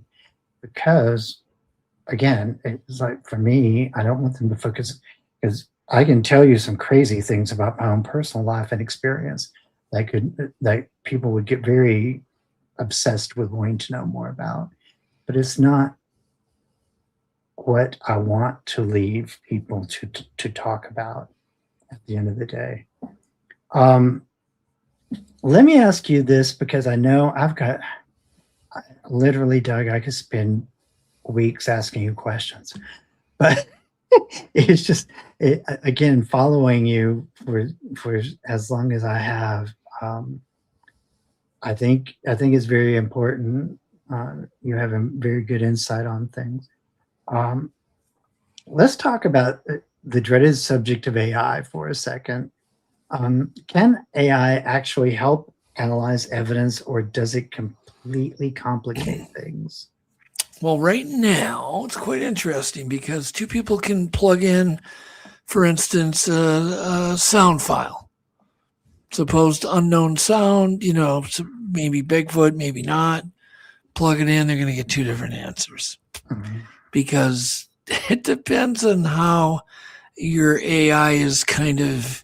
Have you yelled at it previously about it not believing in Bigfoot, or have you kind of cheered it on when it said negative things about Bigfoot? And so I just think we're not really there yet. But yeah, it can help. It can give you information. Don't hesitate to do it. But if you do it, understand you can put information in and get it out, and another guy can, and get two different separate opposite answers. But they both could have some validity, right? So maybe combine them and then do it. But AI is going to get more and better. We're going to have general artificial intelligence soon, and it's going to be a game changer, man. It really is. And anybody that doesn't take advantage of it, I think, is foolish. It'd be like, not taking advantage of modern plumbing. Like you got a flush toilet and you got sink, sink, and you can still go outside and pee and then wash your hands in the river. If you don't use AI, it's kind of what it's like. So you can, and people did too, man. They swore at indoor plumbing. My great grandfather, I remember, was like, he would not use it. Right. He wanted to use the outhouse or just pee outside. I mean, that's true story, because people who didn't have it didn't want to get used to it. And so it's so different. Use it for good. Don't do bad things with it. Don't do fake videos and try to fool people. You can do fun videos, if you're doing, whether it's Bigfoot or, as long as you label it, it can be fun. But don't try to pass stuff off as real. And yeah, by all means, be creative in analyzing evidence, but don't hold it yet as gospel, because you're going to get a lot of opposite answers. And we've done that. We've done some really cool tests on what kind of consistency. It's been really inconsistent. Right. Yeah. I think as far as research goes, like if you've got if you're going, okay, I've got this topic, I don't know where to start. I think it can be very useful. Oh yeah, or like a location. Can you find me a place in such and such a town that's got near a national park that's got a river and a spring and it's a power line cut, and we want 4 creeks and blah blah blah. It can narrow down locations. Mm-hmm. It can give you hot spots. It can do a lot of really hard work and like I asked it today to do a wiring diagram for me to rebuild find it, not only find it, but make it better than the engineers did. And it did a great job. Wow. And so it made a really cool wiring diagram. That's a proper creative use for AI. It saved me time. I could have done it myself, because I used to just draw them, and I would lay them out so I could read them, because so many of the factory wiring diagrams are so tiny and so bad. And so I like something more easy to work with. And so, but a perfect example. but like for sounds, even just having an outlet, a conversation. Say your wife doesn't like talking about Bigfoot, talk to Chad about it. Tell him chat about your sighting. Let it grill you. It can be therapy for people. It can be great therapy for people who don't have anybody to talk to about the topic, whether it's ghosts, UFOs, Bigfoot, unicorns, or whatever they're into. I think for that, it's good. Yes, definitely. I even have my ChatGPT set up with voice, so we can actually have a voice conversation. So outside of AI, what technologies excite you the most these days? It's going to be home DNA. Hmm. They're working on it now. It'll be just like your printer. You'll have it in cartridge. You'll have your DNA cartridge. You'll buy the DNA analyzer for $100, and the cartridges will be really, really expensive. Wow! And you'll plug it in. It'll be desktop, and you'll be able to do all sorts of really cool stuff. You can stick a frog on there and give it a little swipe with a cotton swab, and it'll tell you everything about your frog. But yeah, DNA, home DNA is the thing I'm very excited about. I think there's some things in LiDAR technology that excite me. Some LiDAR things coming out, because I have a feeling that LiDAR could possibly see entities that maybe are not visible in light. I think LiDAR can do things that, LiDAR combined with maybe echolocation or ultra, I can't think of it. Like a depth finder. What do they call that? I'm losing the phrase here. If you have a depth finder, like for fishing. Yeah. The transducer, it produces, I can't think of the word. But anyhow, I think LiDAR combined with sound and thermal. I think there's going to be more cameras that are coming out. There are going to be multiple format cameras that have all 3 or 4. Like I remember when they first came out with a color camera that switched to IR at night. Oh yeah. It's a dual platform, but I want a camera that can have a lens for thermal, a lens for LiDAR, a lens for, I want it all. That's coming. That's coming. That would help so much, especially it's coming. I'm telling you, the space that I've found this past week in Red Boiling Spring is the most active spot I've seen. For what? For paranormal. Just paranormal activity.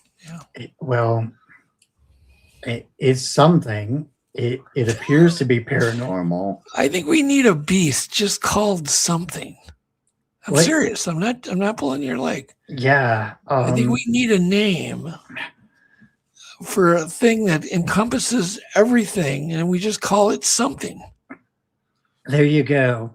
I got to tell you, Chris McKinnell has convinced me that naming things is not always the best idea. Why? Because, everybody,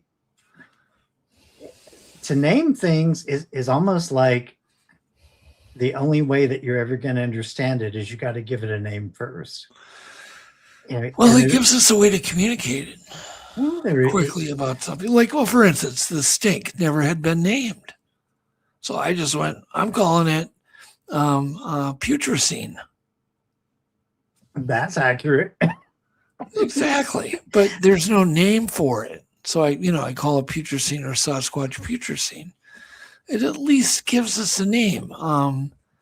It gives us some vernacular to just communicate about it, and I think it brings more attention. We're working on a new vocal that we think is quite common and has been recorded for many, many, many, many years, and has been written about in newspapers, but no one talks about it. It's called the hum, or the purr, or the hum buzz purr that these creatures seem to make, and maybe other something creatures seem to make. It means something, and it's being recorded. I can play one to give you an idea. Do you want me to play something? Sure. Okay, here's what I mean. And yet, if we don't talk about it, name it. If I just called it a sound, Daniel, that it wouldn't get any traction. We called it the hum, and now suddenly we're getting all these recordings from people going, I just thought that was a bug, but it itched my ear when we heard it, and they have all these details about it. So I think it's more important than just leaving things with no identity. I think it's good to give an identity to it, especially if it's something new. That makes sense? I feel that, yeah. Yeah. So if you're dealing with something new, you name it. Gosh, hang on here. Here we go.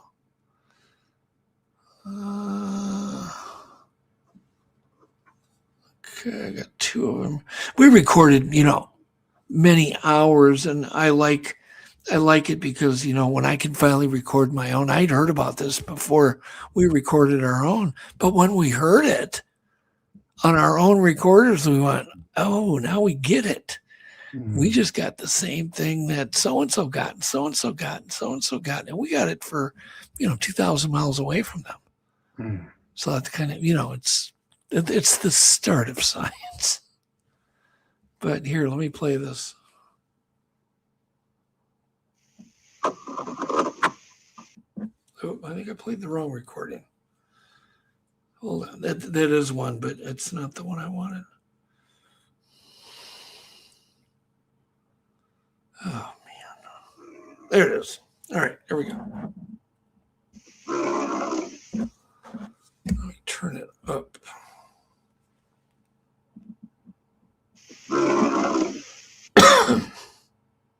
It's almost like didgeridoo type sounding. Yeah. It's very interesting. This, we don't know anything about it, but we know it has something to do with the Sasquatch mystery. right. Because we wouldn't have gotten 85 recordings and found newspaper articles and things about it. And so it's just nobody ever talked about it. But see, I'm not that guy. I'm the guy that goes, hey, whoa, back the truck up. We're going to talk about this. I'm going to take a whole damn hour and talk about it if I want to.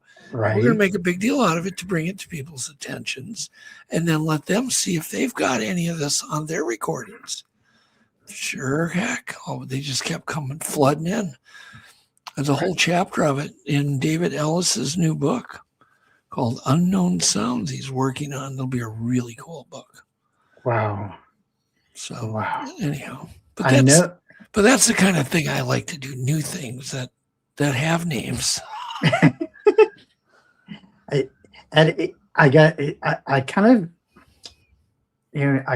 feel where you're coming from.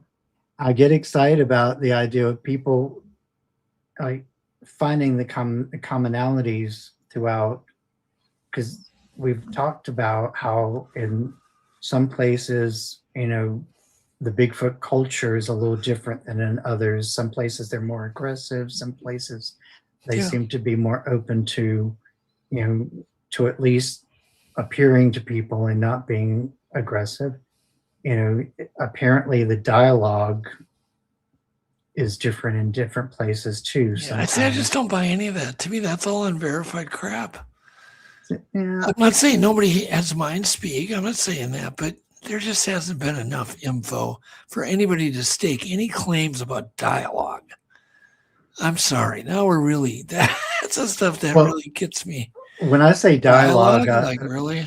I guess when I say dialogue, I'm talking about like when you hear multiple creatures back and forth, or you hear what sounds like actual communication. Sure. Like there's a language going on there. I've heard things that sound like they could be. Yeah.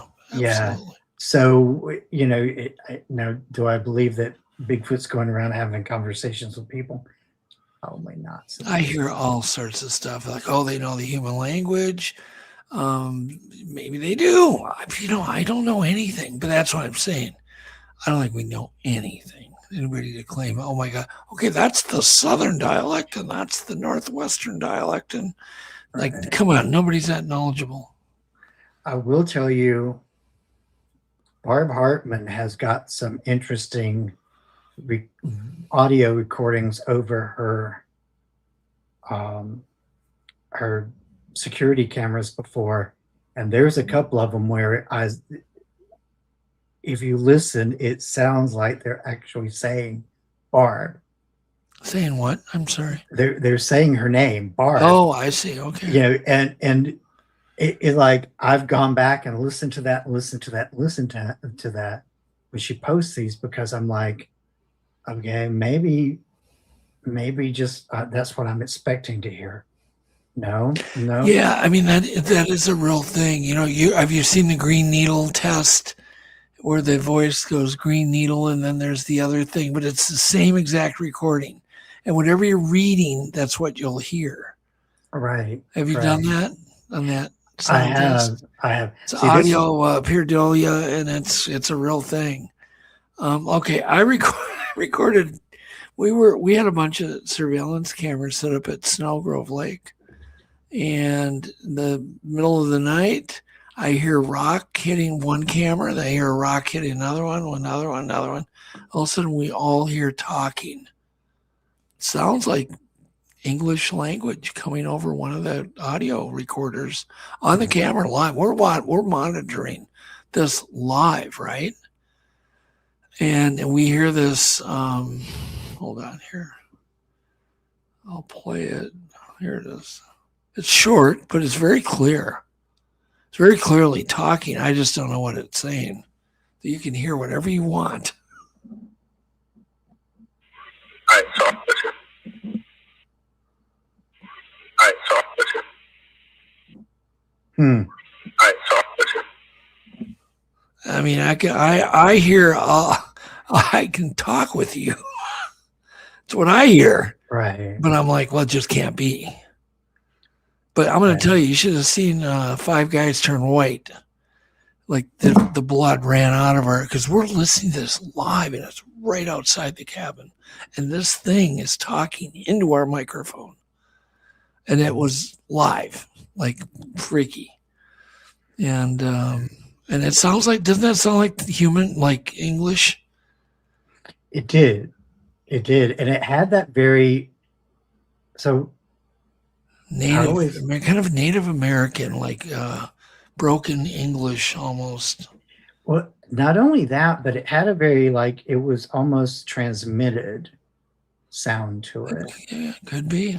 You know, and I listened to those things because, again, certain eyewitness testimony, Katie Page talks about a very mechanical voice at Clearview Ranch. I always want to call it Clearview Ranch, when she was a child. And she's talked about that on several occasions. And she specifically talks about it sounding like it's coming from a radio. So when I hear some of that stuff, I'm like, okay, yeah, that sounds almost like some of the guys are like, is that an EVP? Is that, but we heard it live and crystal clear. One thing,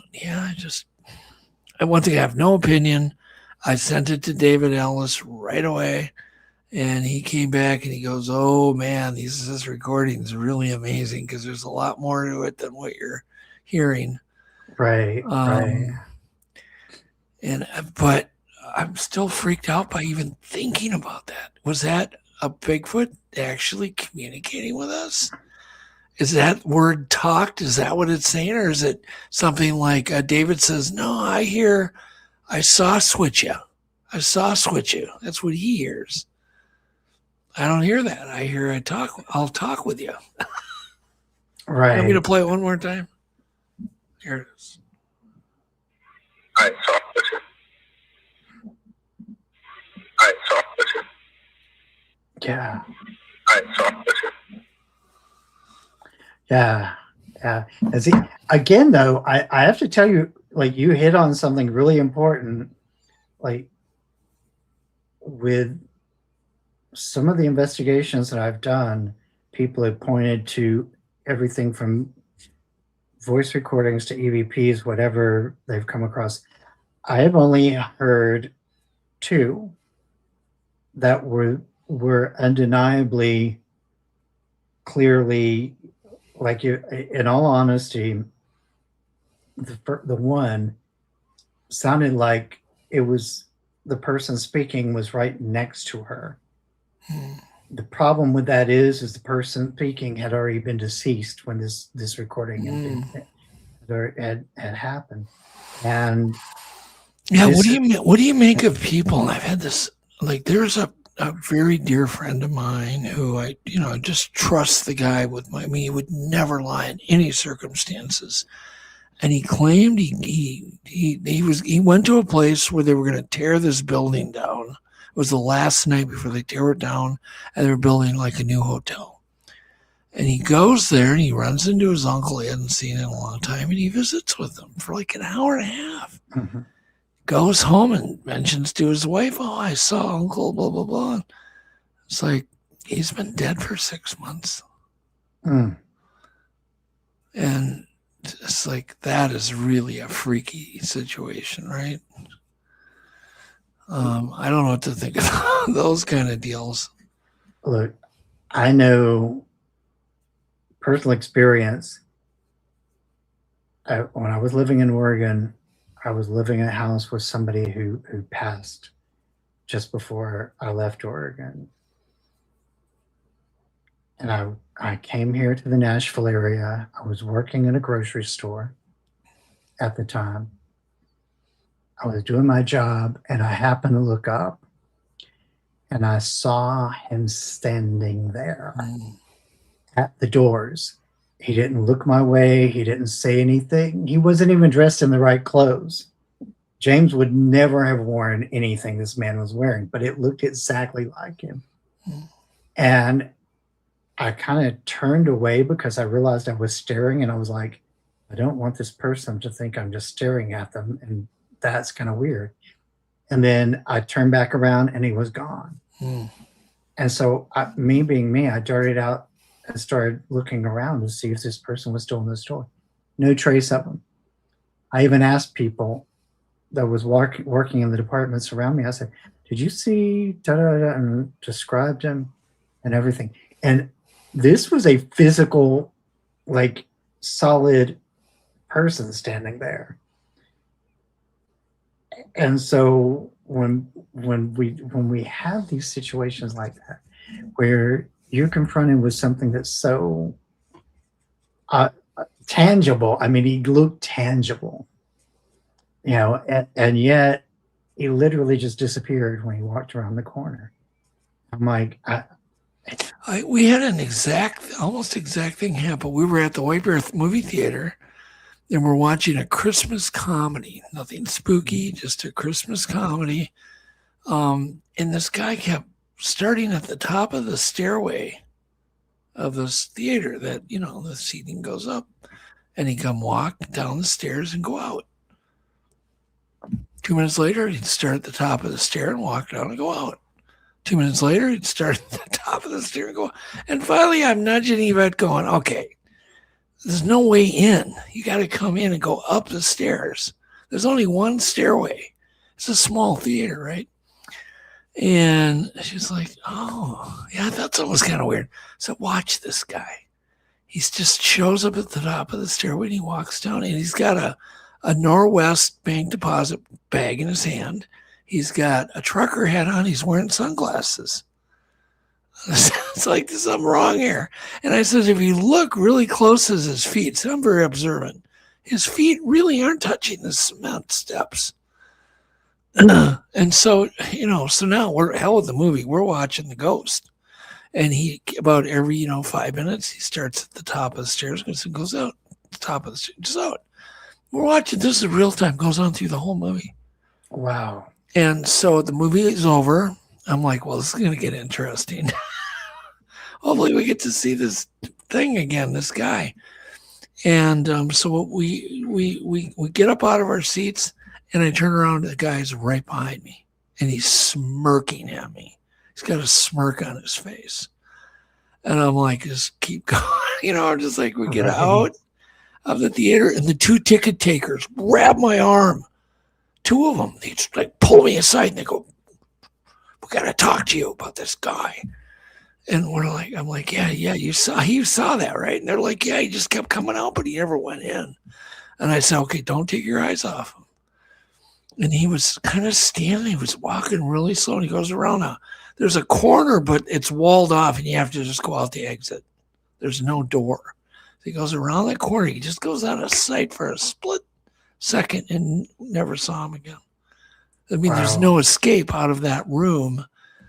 And it was witnessed by me and Yvette, and the two ticket takers saw this whole thing go down during the whole movie. And then at the end, the grand finale, he disappeared. Wow. So there you go. Same thing, though. Right. And it even brings a question. But yours went around the corner, too. Yeah. So did ours. It even brings the question to me, is this proof that we're living in a simulation and what we're seeing are NPCs? It could be. That could be, exactly.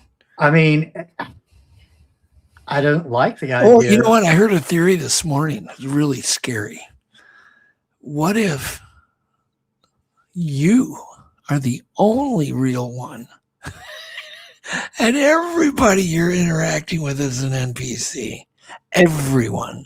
And you are the only true consciousness in the universe. And I thought about that and I went, oh crap, that's scary, just the thought of it. But we have no proof one way or the other. No, of course not. That's the sad thing, is like, there's no way that I can prove that. There's evidence of it, though. There is quite a bit of evidence. If you've ever had a glitch happen in your life, a really, really big glitch, I've had quite a few, probably 5, that were amazing. There's no other explanations. There was some glitch in this this great program we're all in. I've witnessed it too many times to ignore it. And one of them was, I think the last one was with my daughter. We went up to a family reunion up 2 hours away, and we had to get a hotel. And so we checked our luggage, but when we went back to leave, dropped our luggage off, this family's coming out of the elevator. The doors open up, very distinct. Like there's no way, from the clothing to they were dressed, no way you're going to mistake them. So we let them out. They go past us. We get in the elevator. We go down. We go out the front doors, and here they come walking towards the hotel. Same family. Wow. See, that's a glitch. Yeah. My daughter looked at me, who's, like she was like probably at the time 18. She goes, glitch. And that was it. I mean, what else can you talk about? That's it. Since we're there, I'm going to tell you a couple of things that's really blowing my mind lately. Like By the way, can I take a 1 minute intermission? Just absolutely. Not even 1 minute. Absolutely. Thank you. I went out to eat and I am full of coffee and Coca-Cola. I got you. Hang on just a sec. I'll be right back.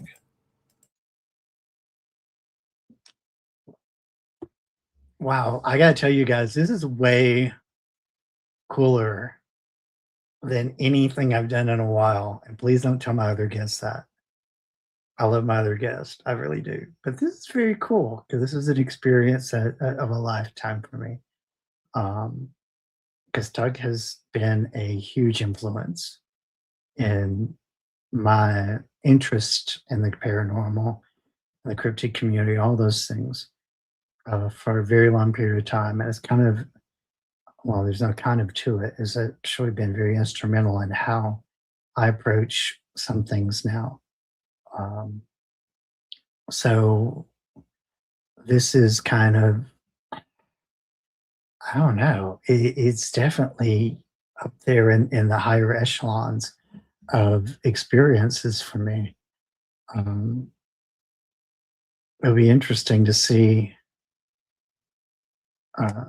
when I go back over the interview tomorrow or the day after. It'll be interesting to go back and see some of these points again and go, oh, wow. is we've talked about several things that were incredibly cool,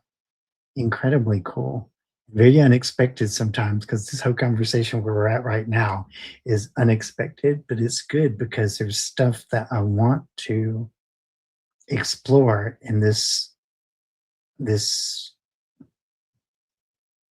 questioning, this line of questioning, that it's kind of contradictory for me in a sense, for my theology, what I believe.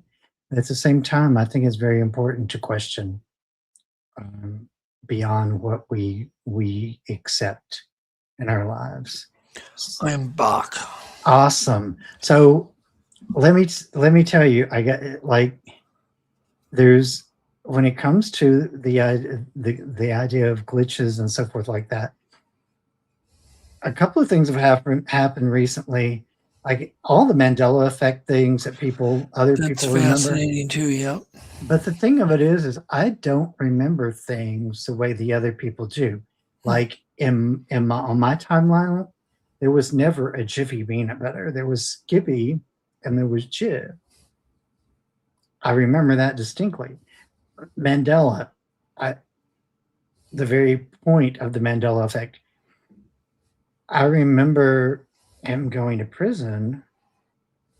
I thought at one point, maybe I thought that they had announced him dying, but I go back over that and I think, no, I didn't think anything about that until somebody brought it up years later and said that they were sure, like, no, that's an imprinted memory. But so a lot of these things, like Curious George, all these things that other people have, is not in my timeline. Yeah, isn't it better, Daniel, to look into your own life and look at your own Mandela effects? It is the Berenstein Bears and the Fruit of the Loom Corpiconia, or the what's that thing called? The Corpiconia, I think. It's something like that. Yeah. Didn't sound right. It did in a different dimension. It sounded right, didn't in this timeline. Right. Cornucopia. Cornucopia. Yeah. But I've just had, we were on a trip up to Snowgrove, believe it or not. And we had a car full of guys. It's Memorial Day weekend. We're in a traffic jam, just inching along the freeway.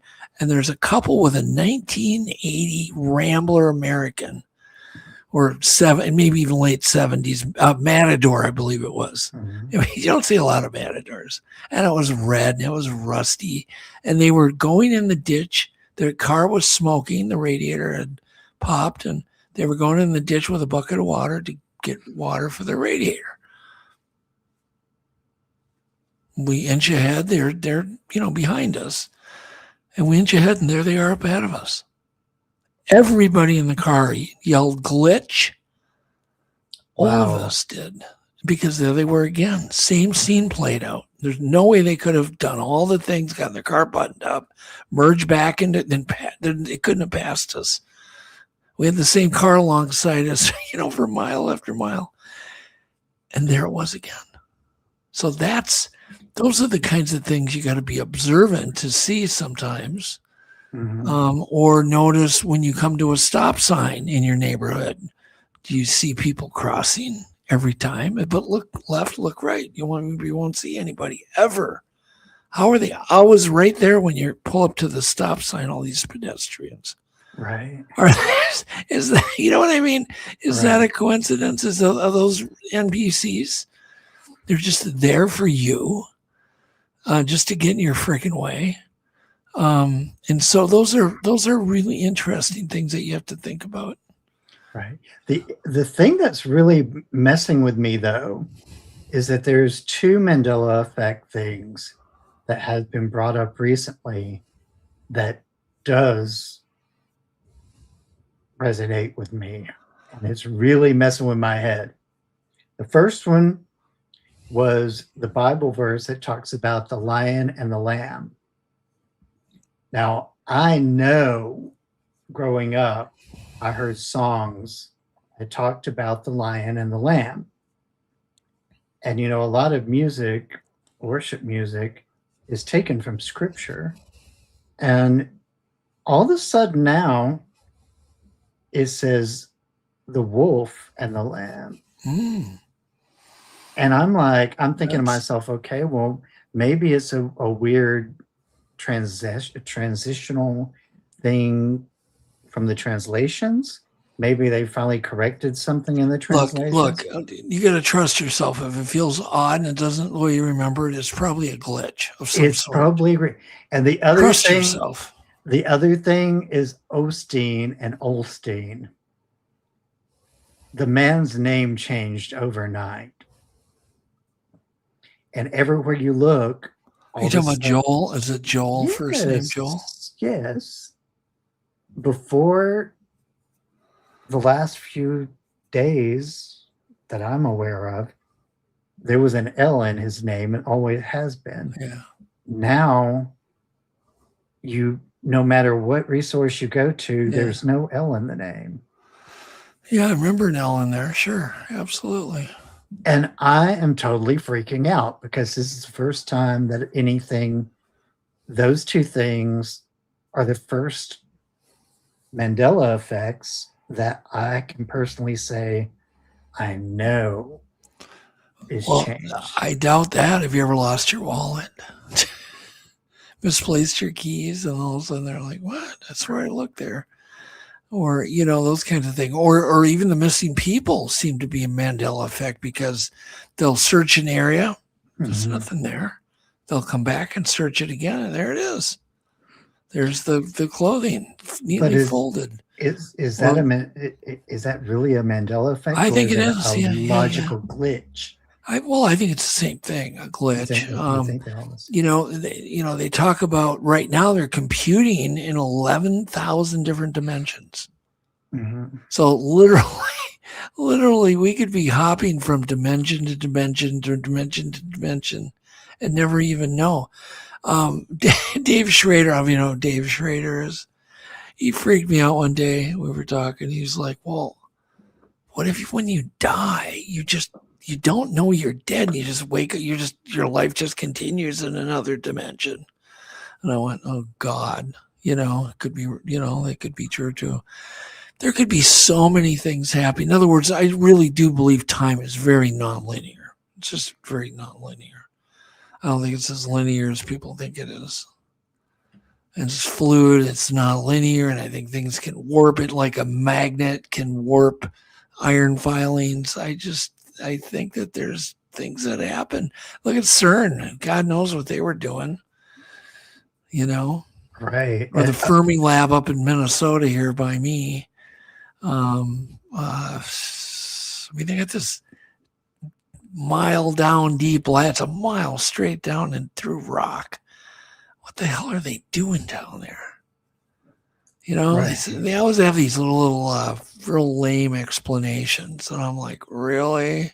All the time. You got a catcher's mitt and you're catching a neutrino that someone shoots in Ohio. Well, that's going to get boring after a while, isn't it? What are you going to do after that? You know what I mean? How many neutrinos can you catch in your trap?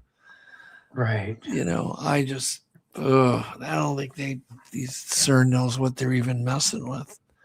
Yeah. But just even, how about lately? I feel like lately everything's different since COVID. Like everything's different. It is. Like that for sure. Everything is. Like I feel like I keep telling Yvette, I go, what the hell? Like common sense is gone. There's just so many things that are backwards.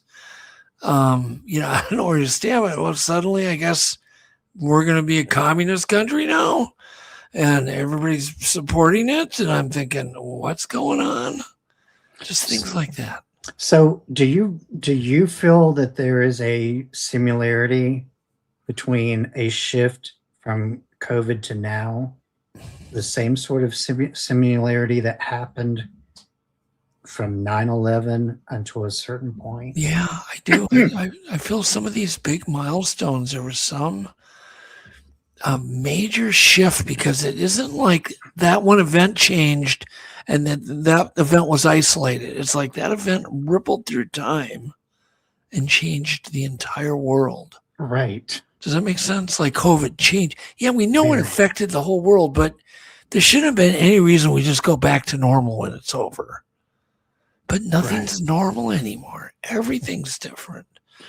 The sky is different. I mean, I'm talking everything. Everybody's health is different. It's like almost every single person I know is going, well, I wasn't fat until COVID. Or, I could feel my feet before COVID. Now I can't feel my feet anymore. Or, everybody's got a complaint. I used to have 10 times more energy before COVID. I used to this. I used to that. And, it's like no matter who you talk to, there's some major effect on their life. Very true. And that shouldn't have happened. It's a novel cold, basically, really bad cold. But I don't know. It doesn't make sense. I mean, oh God, I must know 10 people that lost their business, other people that lost their marriages. It had a profound effect on the world. A lot of people died, obviously. But then you hear weird stuff like, well, they died because they put them on a drug that they knew would kill them. Remdesivir, and I'm thinking, well, it's just like, what is going on? I thought doctors were to save us, and help us, not. Is that possible that people could be that evil? I don't know. There's a lot of changes. There are. Now suddenly, now we have this UFO disclosure that was taboo our whole life. We growing up, and suddenly it's like we've got congressmen going on TV going, well, they could all be just demons and from another dimension. And I'm thinking, this is coming from a Congress, somebody in Congress. I'm like, well, even the vice president. What is going on? Yeah, exactly. Yeah. I just feel like we woke up in a strange world. And everything's different, and it seems a little nightmarish in some levels. You know what I mean? Right. There's like some nightmares that are kind of like, what? And so I don't think we can take our realities for granted. No. Anymore. Maybe we could back in the 50s, 60s, 70s, 80s, 90s, but maybe all this technology is all, freaking out the dimensional things, and maybe we can't take, we could both, me and you, Daniel, could wake up in another dimension tomorrow morning. And there's just like, well, water always was clear. Now it has a yellow tinge to it. Why? You know what I mean? Right. It's just things like that. Kind of like, what? And there actually are things that are happening right now in our world that are about that dramatic. Not about water, but other things. And then there's the UFO disclosure, which is so weird right now. Right. Not that we're getting anything that great, but the fact they're openly talking about it is a big deal. Well, now, the thing is there's hidden pieces in there. It's like they'll have one or two really interesting videos with a bunch of flocks of birds that was misidentified or whatever, or balloons that were misidentified. But there's one or two videos in every release. Yeah. And then there's some of the documentation, like the first release had the documentation about the incidents in there at Oak Ridge that is actual tangible proof that they did have something happen at Oak Ridge that caused involving them UFOs. Yes, that caused them great alarm. Okay. Because of course Oak Ridge was and still is a nuclear facility. Yeah, of course. And so there was a couple of key pieces of documentation that did talk about Oak Ridge openly. And some of the stuff that I found, there's little nuggets here and there. I know a lot of people are like, that's just a pile of nothing. Well, you got to dig. You got to dig in the dirt and get to the gems that are there. But there are you got to pieces. dig in the dirt, but you got to open your eyes big. You got to open your mind and your eyes really big and wide. You got to ask the questions. You have to be really highly curious, because I do believe the universe will challenge you and provide you some answers, and even when I say challenge you, will reveal certain mysteries to you. That'll even confuse you more probably, but maybe you'll see things that you've never seen. And I think curiosity is a big key. I think the universe helps those who are curious. And if you're not, if all you're curious about is the baseball score, I don't think you're gonna kind of get stuck. Yeah, you have to have an open mind about breaking your own neck when it comes to like seeking these answers. And that's the thing that a lot of people, I feel like, they just don't want to know. They feel safer not knowing. Yeah, that could be too. Sure, it's done on purpose. I mean, when things, or I see things, I don't always want to see them. Sometimes I like the peace and quiet and it's just everything normal. Because I'll go years and never see anything. All of a sudden it'll kind of like, it's starting up again, and we'll have some weird experiences and things that you can't explain. And you can only take so many of those before you start, losing grip. Well, and I think that's one of the reasons why at this point in my life, I'm trying to stay comfortable with the uncomfortable. Yeah. Because it honestly, Doug, it doesn't seem like it's letting up now. It is like, no, have you noticed there's more activity now? Like somebody, I made the joke the other day about normality to somebody at work, and because they were like, something about I would like to work day shift again and be normal. And I was like, what the heck is normal? And, I know the look on my face did something, because he looked at me like he wanted to say, are you okay? And I'm like, when people ask me that question now, are you okay? I don't even know how to explain to them that I'm okay in my own frame of reference, because obviously there's not a day goes by that I have an experience where things are not running. You know what I mean? The program is running all day long, and even in sleep time, like some of the dream patterns that I have and so forth now are so just out there that I have to ask myself sometimes, is there a button you can hit now to turn this off for a little while? Yeah. Are you having some weird dreams? Are you? I've had a few too. Oh yeah. I don't have many dreams, but man, I've had some weird ones lately. Yeah. There's one place I've been to several times in my entire lifetime. Like every time I go into that dream or that space in this dream, like I know the layout of the city. I know where the certain shops are. I know where certain people are going to be. I know there's a part of the city you don't want to go to because the chances of you coming out alive is not great. I know there's a place in the city that kind of reminds me of Little 5 Points in Atlanta. That's more of the trendy hippie kind of place. I mean, I know these things. I even know kind of like from one time to the next. In which direction? Are you talking about somewhere near Buckhorn? Is it Buckhorn in Atlanta? The Buckhorn area? Is that the name? Do you know what I'm talking about? I think it is actually. It's the big bar area. Yeah, it's called Little Buckhorn.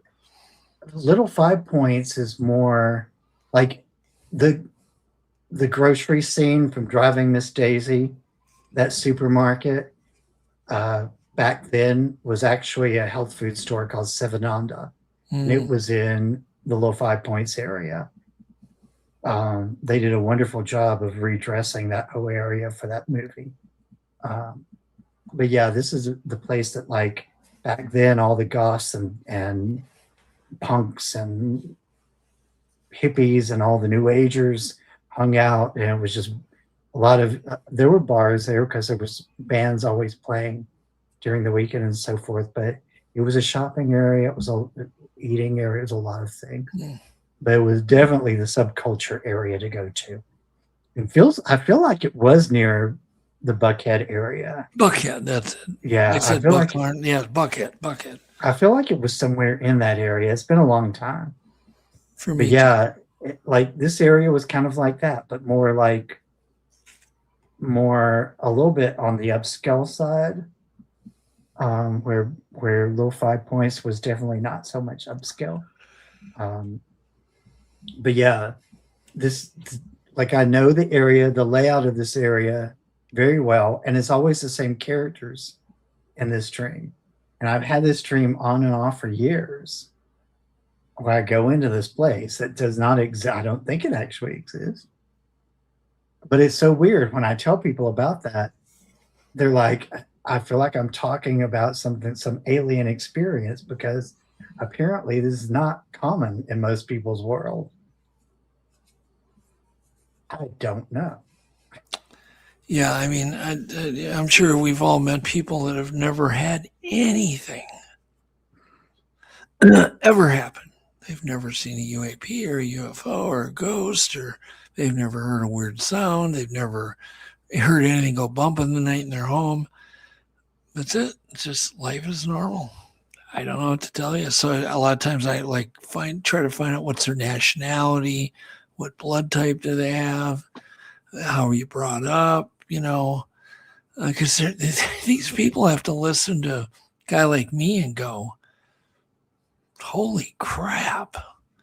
You've had all these blah, blah, blah. I've never had anything ever happen. So I wonder what they think, My first question is, what's your favorite flavor of ice cream whenever I find out something like that? Okay. Because I want to see how many of them say vanilla. Yeah. To me, that's so unimaginable. I'm almost envious, to be honest with you, because there are times when I would like I said, I would like for it to just shut off. But these days, it just does not seem to happen. Well, we'll go a long time without anything happening, and then middle of the night they'll be banging on our bedroom door or something stupid like that, just enough to scare the living crap out of you. Or we'll see something in the sky way too close for comfort. Or we were riding our bikes by right near this forest area, not terribly far from my home, and it's a big forested area, a lot of swamps in there, and we get growled at like nobody's business. Like, it made us jump. We're on our bikes and we're on this little path, and something growls at us, and there were two girls that were up ahead of us about maybe 20 yards, and they freaked out too, because I don't know what it was. But those are the kinds of things. What do you do with it? You just put it in your gray basket. You go, Right. Yep. You just stick it in your gray basket. Definitely so. But yeah, we've had a lot of weird things. I suppose I probably have to have a heart out here, but thank you so much, Daniel. Well, thank you. It was fun. And we can, anytime you want to talk, I'm here. I was just going to say, hopefully I can bring you back on at some point. Yes, absolutely. Because you have been such an influence in my world, and this has been such a great conversation. Honestly, didn't even know that we had been talking God for 2.5 hours. Yeah, I'm gonna get in trouble if I don't go. Yeah, I don't want to get in trouble, Daniel. Oh, I know. I gotta start getting ready I gotta be in East Tennessee tomorrow too. Okay. Yeah, but I appreciate you. Thank you very much. Yeah, no, it was my pleasure and my honor, and I wish you a lot of luck. But we'll get you on my show too here. Definitely. I appreciate continue, and anytime you want to talk, you give me a buzz. Absolutely. All right. Thanks, Daniel. Thank you. Good night, everybody. Good night.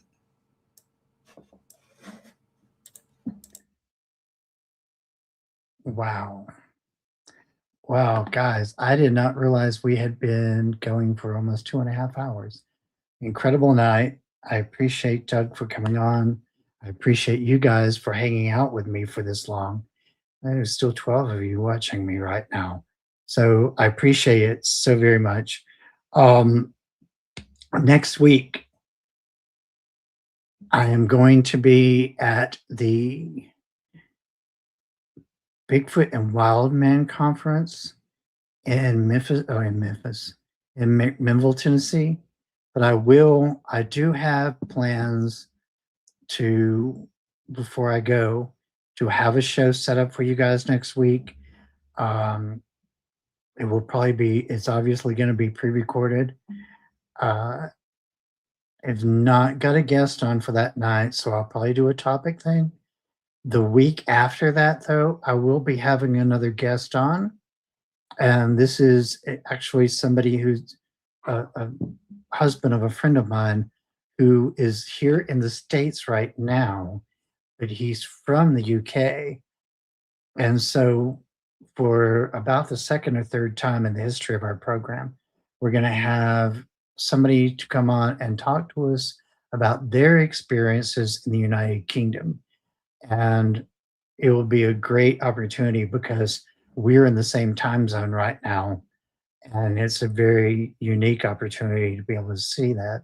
So that's what's on tap for the next couple of weeks. And then hopefully I'll be able to get Father Bob Bailey back on and scheduled again to come on to do the show that we were going to do last week when he got sick. So I'll try to have him on again very soon to cover that, because he is an exorcist, and he's also somebody who works with spiritual warfare, and was also connected to Ed and Lorraine Warren. So there's a lot of reasons why I want to have him on the show. If you know, you know. Anyway, I appreciate you guys. Thank you for joining me. Thank you for being here. Thank you for your ongoing support. And remember to keep your eyes and ears open and listen for the signal. Signal seekers, this is your wake-up call. You've been hearing it in the noise, seeing it in the static. Are you receiving the frequency? Strange lights, lost places, forgotten stories. The signal has always been there. If you can hear this transmission, you're already part of the signal. Welcome to Backwoods Signal, broadcasting from the edge of reality.